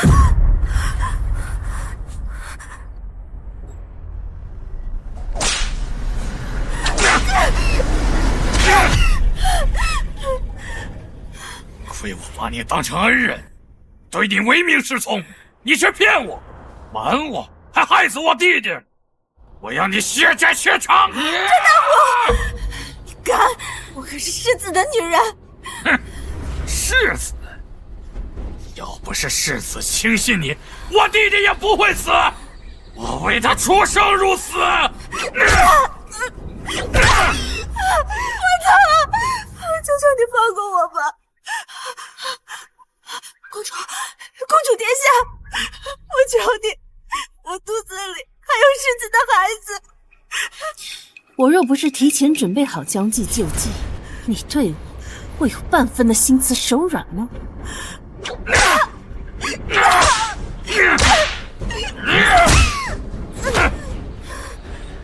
这样的贱人就不配活着！住手！之外别怕，我来救你了。世子怎么来的这么快？是来吃饭吗？你怎么安然无恙？跳在上面的人是……洋洋，洋洋！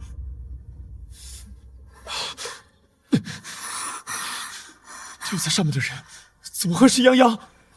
洋洋怎么会在这里？书仙，盛之文，你设计洋洋！世子说话真是好笑啊！绑在上面的不是梦央，那世子你觉得应该是谁啊？我吗？我并非此意。你外出为母亲祈福，为何泱泱也会在这里，还身受重伤？师父，他是对你的孟娇娘不够了解呀！他跟公主是一伙的，他想要我的命，世子要为我做主。之婉，纳妾一事是我错了。这些年，我是亏欠于你，你要怪罪我，要罚我，我都认。可这是你我之间的事，泱泱她是无辜的。世子，你真是昏了头。我们公主何等高贵，怎会为了一个低贱的农女去做下三滥的事？就因为孟娘子几句话，我们公主在世子眼里就这么卑劣吗？世子如此，实在是太寒公主的心了。之婉，我……世子，我的肚子好痛。洋洋，别怕，别怕，我这就带你回去，你会没事的。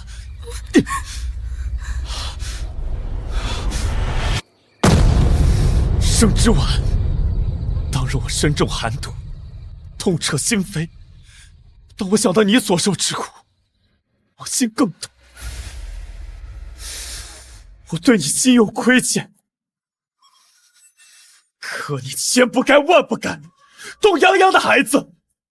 是你把你我之间唯一的情愫给斩断了。我齐书宪不欠你的。来人，把世子夫人押回府。只要他不想走，谁也带不走他。商二公子，她是我夫人，我们的事还轮不到一个外人插手。你的夫人，你配吗？你说什么？你抱着小妾，把正妻当犯人押回去，如此夫君，你不配！你什么意思？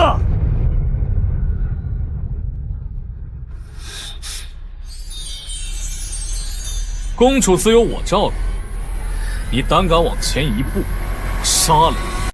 我官居五品，你敢杀我？你看我敢不敢？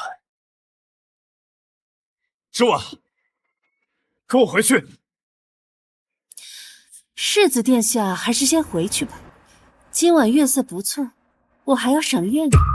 盛之婉，你别后悔！还有你，脱离军营，竟然落草为寇，王我还想将你纳入麾下，这是孟姑娘的主意，也不能怪我呀。好，就因为她是一介弱女子，你们都往她身上泼脏水。来人，把她押回去，给我细细盘问。是。走。就这么走了？怎么，你吃醋了？吃了。你也喜欢那个小农女人？不是她。那是谁啊？是你。他齐书宪凭什么？他根本就配不上你。那你觉得谁能配得上？论家财，我富可敌国；若论军功的话，我比不过他。但你放心，他齐书宪有的，我同样会有，而且我会做得比他更好。好啦，我知道了，我的豫北王。豫北王？好，那就听你的。若日后我能击退敌军，封诸侯王，那我便是豫北王。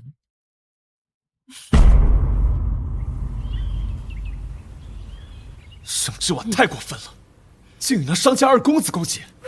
孩子，我的孩子还好吗？洋洋，洋洋，莫怕莫怕，孩子保住了。话说，那日你怎么会在朝阳寺？到底发生了什么事？是公主，是公主，她想害我，想害我肚子里的孩子。世子，我好害怕。这个毒妇，连我国公府的血脉都不放过。她在哪儿？她要敢回来，我势必……世子夫人回来了。好了，洋洋莫怕，有我呢。我倒要看看她究竟要干什么。母亲，母亲，世子，你快去拦着谢母亲，不要让她因为我让事情闹得不愉快。泱泱，你就是太懂事了。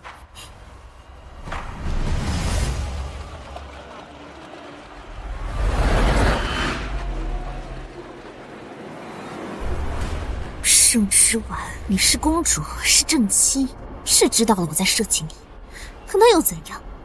世子不还是向着我？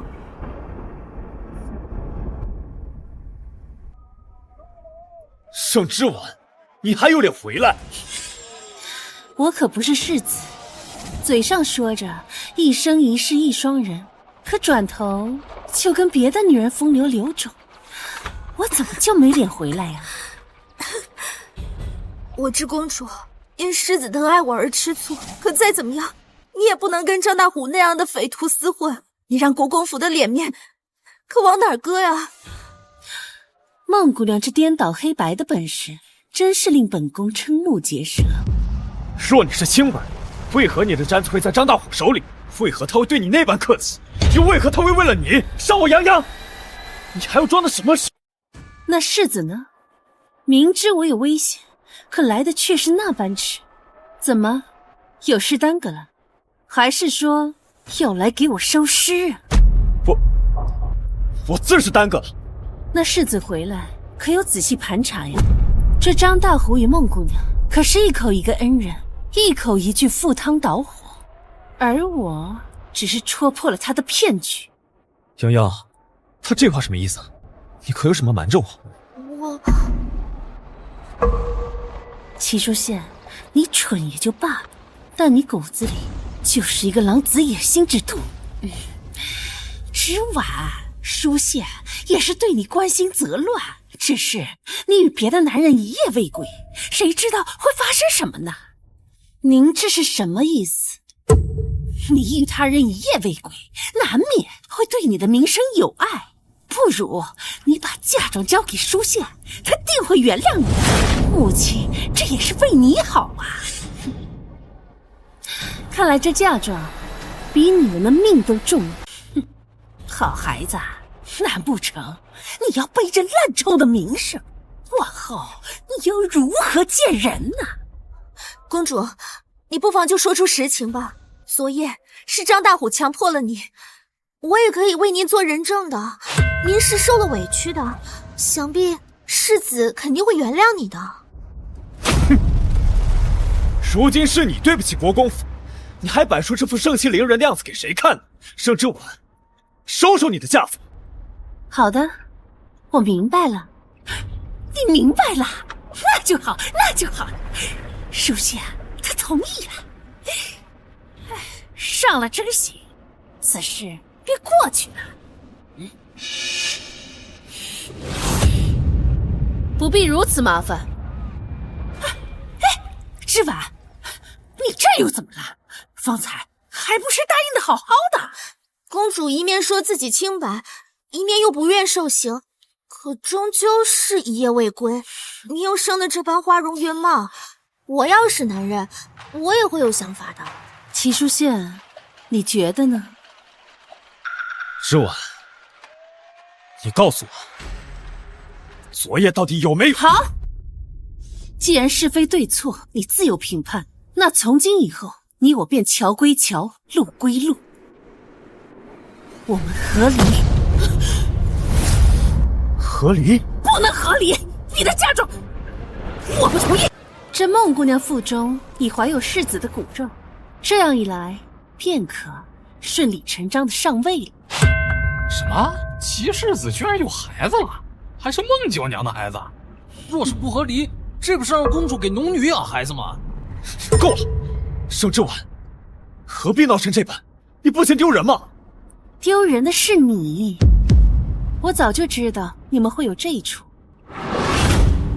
诸位，这是蝰蛇果，若我非处子之身，此果便会让我红疹泛起，疼痛难忍。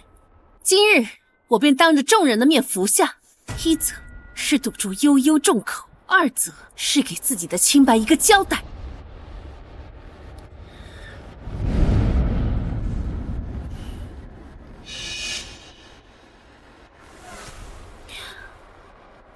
还挺甜。你昨夜难道没有？诸位，齐国公府毁我清白，今日我自证清白，而齐世子管不住自己的下半身，该被轻贱的是他。之婉，就当是我错了，你原谅我好不好？我们回到从前去。你呸！不可能！你怎么可能还是清白之身？母亲真是可笑，难不成你还希望我给你儿子戴绿帽子？之婉，你怎么这般同母亲说话？亏他方才字字句句为你考虑，快给母亲道歉！我为什么要道歉？她是你的母亲，与我何干？你我马上要和离了。之婉，你到底要胡闹到什么时候？世子，你是耳聋吗？方才我说过了，我们和离，众人皆是见证。我说不同意，便和离不了，你只能是我的亲。谁说和离不了？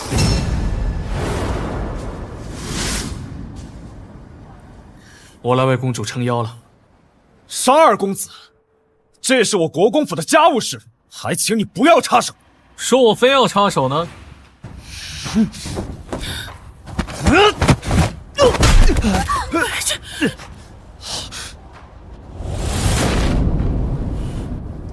上仙玉，去陛下那里参你。齐世子，烦请跪好，我此番就是来代替陛下宣旨。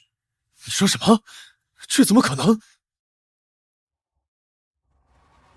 陛下圣旨在此。参见陛下。齐书宪，你要站着领旨吗？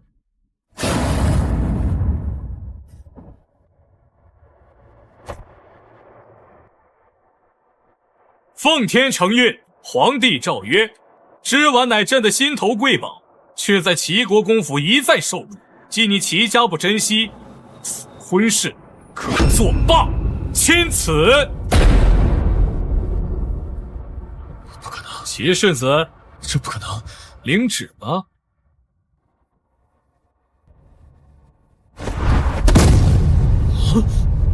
上仙玉，一再如此，意欲何为？世子不知。十二公子如此维护着公主，想来并非是一朝一夕的情谊了吧？可公主既为世子的夫人，又怎能与外男拉扯？如此，该多伤世子的心啊！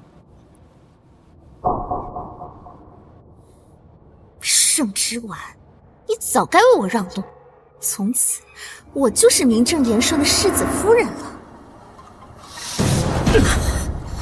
世子，之婉，你以为离了我，你能找到什么好的人家？只要你现在跟我认错，我马上去陛下那里，求他收回圣旨，我们还跟以前一样，好好过日子。谁说没有？多谢世子放手。不可能，你们不可能，你们走吧。之婉，国公爷到。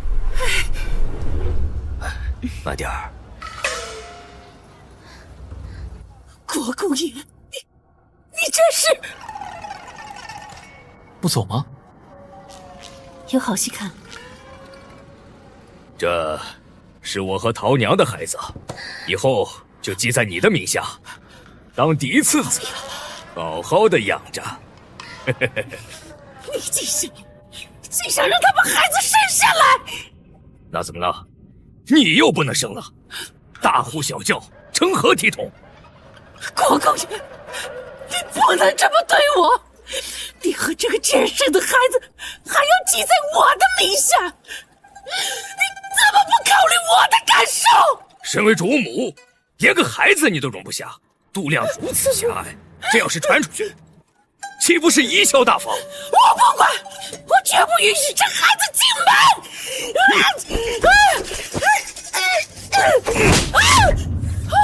母亲，那我就把你赶出府去。国公爷，你竟敢！没错，你再敢阻拦，我就休了你。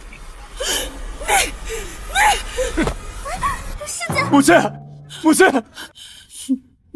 果然，这板子不打在自己身上是不知道疼的。圣旨到！苏公公，你怎么来了？送圣旨来了。我刚刚不是送过了吗？太后气不过咱家公主被别人欺负，就让我再送到圣域。有劳了。这是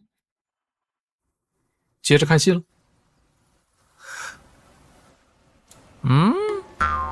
别装了，要装晕，接完圣旨后再装吧。这怎么又要圣旨？苏公公，这圣旨是何内容啊？爹，定是边关告急，圣上要我为国立功。怎么就转进来了？急什么呀？马上就知道了。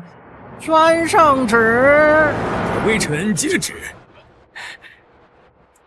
奉天承运，皇帝诏曰：齐国公任户部官职，私自动用国库，褫夺爵位。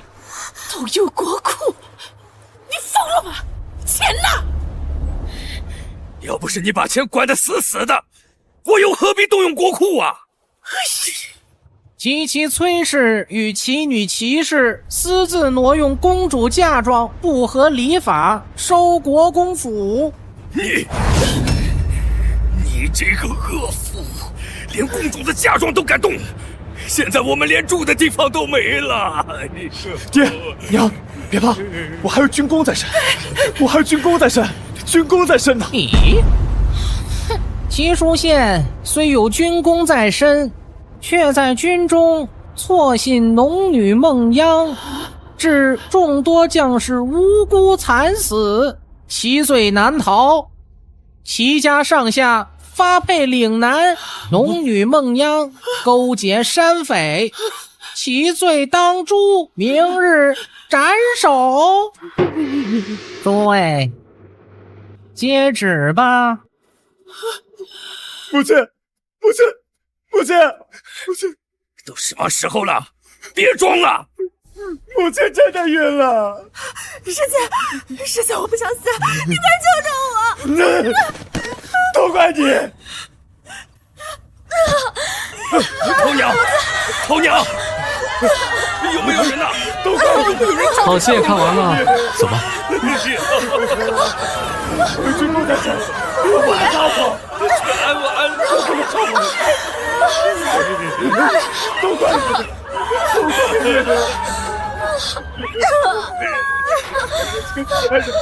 我家门不行。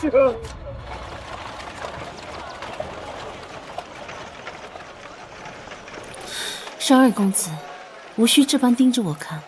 以后我会亲自给你打造一辆适合你的马车。谢谢十二公子。昨夜以及刚刚的谈话，绝非笑谈，字字句句都是我的肺腑之言。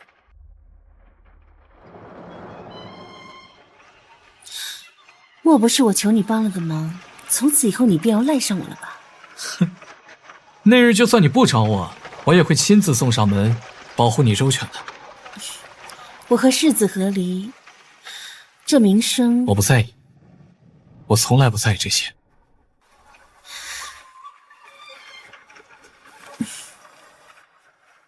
你有没有想过，万一我是利用你的呢？